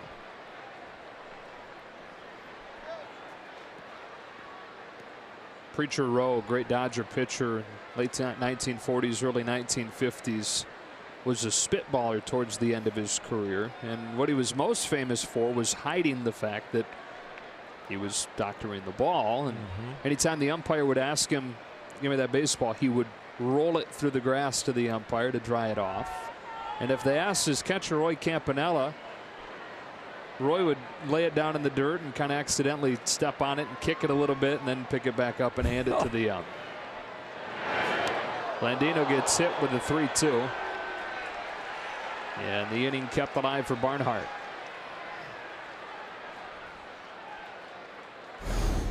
Well, if the ball was moist and Roy Campanella rolled it in the dirt, it would be easy to see where there was moisture. It would be muddy on one area. I guess the stomping on it and the, yeah, I don't know. Well, one of the things that turned the dead ball era into the live ball era was the fact that they started replacing the ball more often. They used to play with only 2 or 3 balls for a whole game. In the dead ball era, just play and play and play, and the thing would get darker and it would get softer and wouldn't go as far. Barnhart sends a soft pop up to left field. Max Muncy's got it, and we go to the bottom of the 9th. The Reds add 1 and lead at 6-2.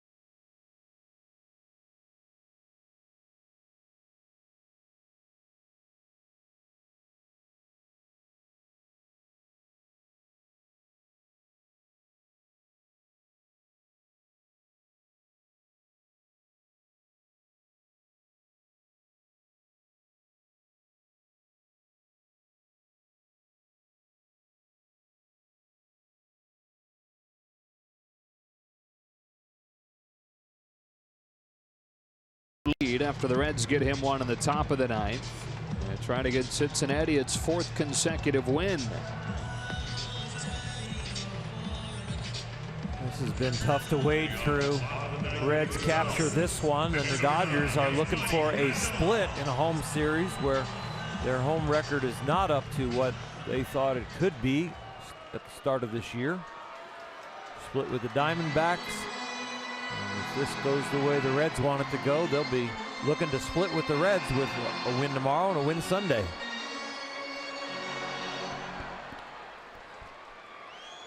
3, 4, and 5. It's Grandal, and it'll be LeCastro next. With the pitcher's spot due next. LeCastro, the final man available off Dave Roberts' bench. After him, Bellinger. First at bat right-handed tonight for Yasmani. And he's ahead of Garrett 2-0.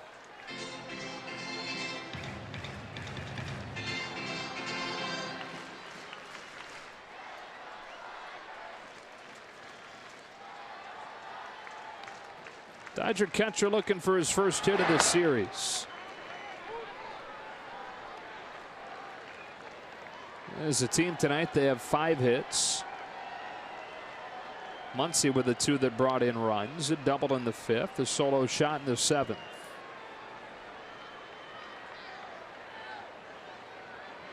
On a 2-1 from Amir Garrett. Grandal swings and misses 2-2.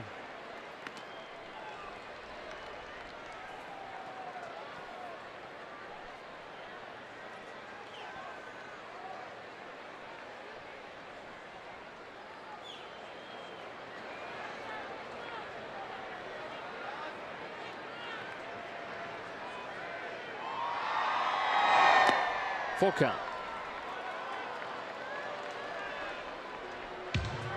For Garrett, this would be his first career save. I mentioned last year as a rookie, that was mostly as a starter. He's pitched in bigger and bigger spots this season.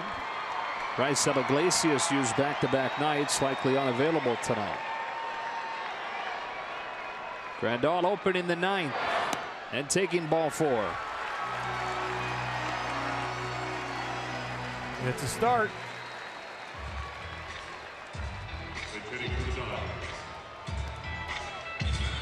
And here's Tim Locastro.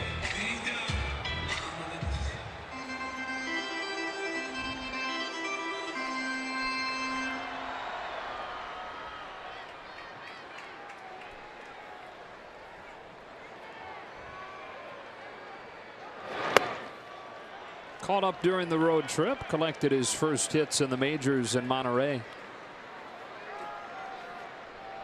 Not looking for his first Dodger Stadium hit.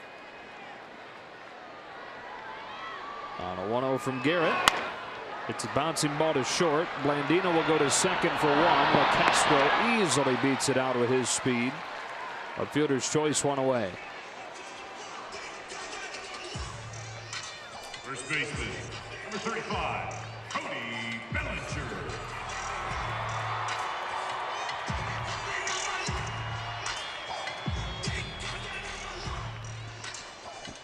Cody Bellinger, 1-on, 1-out. Cody looking to find something. Yeah, the Dodgers need 4 runs with only 2 outs left, but if you can't do that, you hope Cody finds his swing. Garrett starts him with a breaking pitch. Not going to be a fun guy to try and find it against. 6'5" in that 3/4 arm slot. Coming at you from the left side.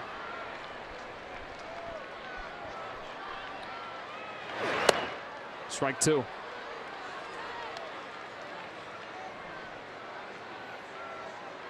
Two good ones right there that Cody had to deal with. Breaking ball and now the fastball at 94.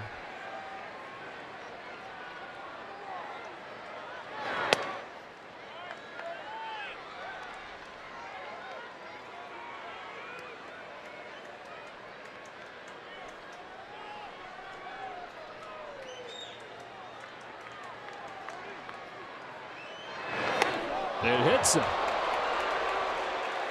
Well, Cody will take it. And they've got the tying run in the on-deck circle if Chris Taylor can reach.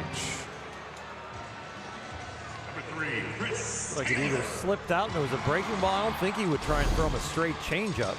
Just slipped through his hand. Jim Riggleman not going to mess around as Garrett hits Bellinger. He'll call back down into that bullpen.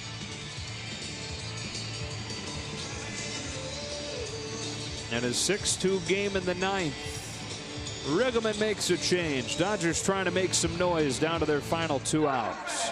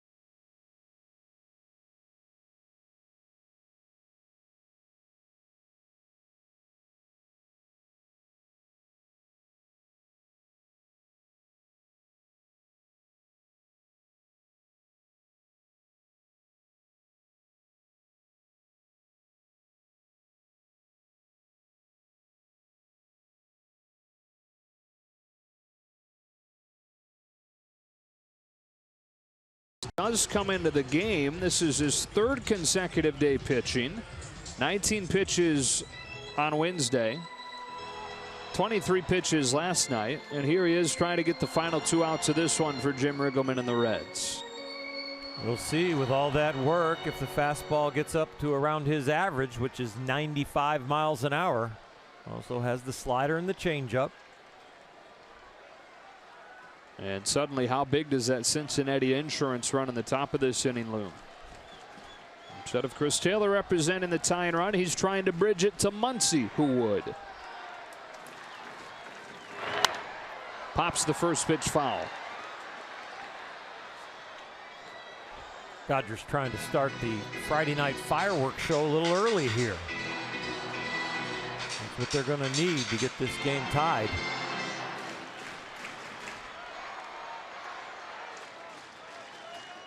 Reds with 1 in the first, 2 in the third, 2 in the fifth, and 1 in the ninth. Dodgers getting their runs in the fifth and in the seventh.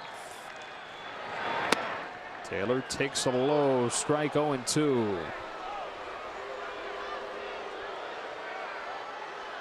Matt Kemp's already been thrown out for arguing balls and strikes. Been more chirping from that dugout as the game has gone on, with them unpleased with Alan Porter's zone.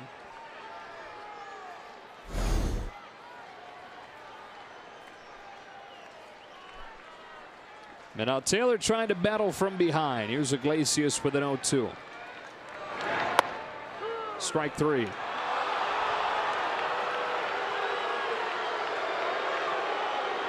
Chris's first at bat, he had a high breaking ball away called on him.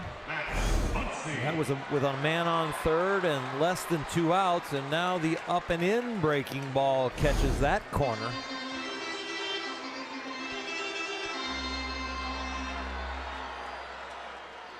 When it rains, it pours. Yeah, Muncy the last hope.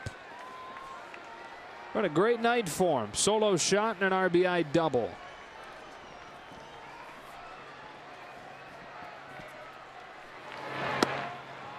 Tailing fastball, strike 1. Here's his home run in the seventh. His third as a Dodger. Out in front of it a little bit, but a very strong man, and he gets it out of here.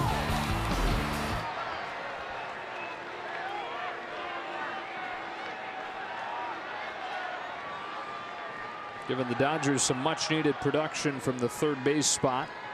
So they wait on Turner's return. Little dribbler fouled, and it's 0-2. Which is likely coming during the road trip next week. Same thing with Logan Forsythe. 3 in Miami, 3 in Washington. 2 more on this homestand. 6:10 tomorrow, 1:10 Sunday.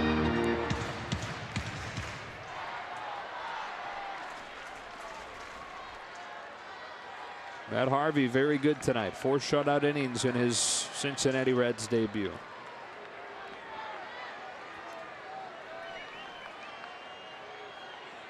Oh-2.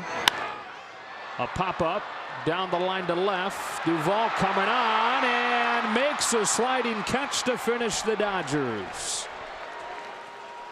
Cincinnati's won 4 in a row. Dodgers have dropped 5 of 6 and fought a 16-22. Now the Dodgers are looking for a split. Saturday and Sunday W's. Changing the game time tomorrow to 6:10. Hopefully that will help change the results. Player of the game is the same guy that it was last night. Scooter Gennett, 4 hits tonight, including a home run for the 4th consecutive game that he's played in. And the Reds, who entered this series with the worst record in the National League, have taken the first 2 from the Dodgers. For Oral Hershiser, Nomar Garciaparra, Joe Davis saying so long from Dodger Stadium. Alumni game at 4 tomorrow. You can catch that here on Sportsnet LA. And then game 3 between the Dodgers and the Reds at 6. For now, stay tuned. Access Sportsnet Dodgers, presented by your Southern California dealers, starts now.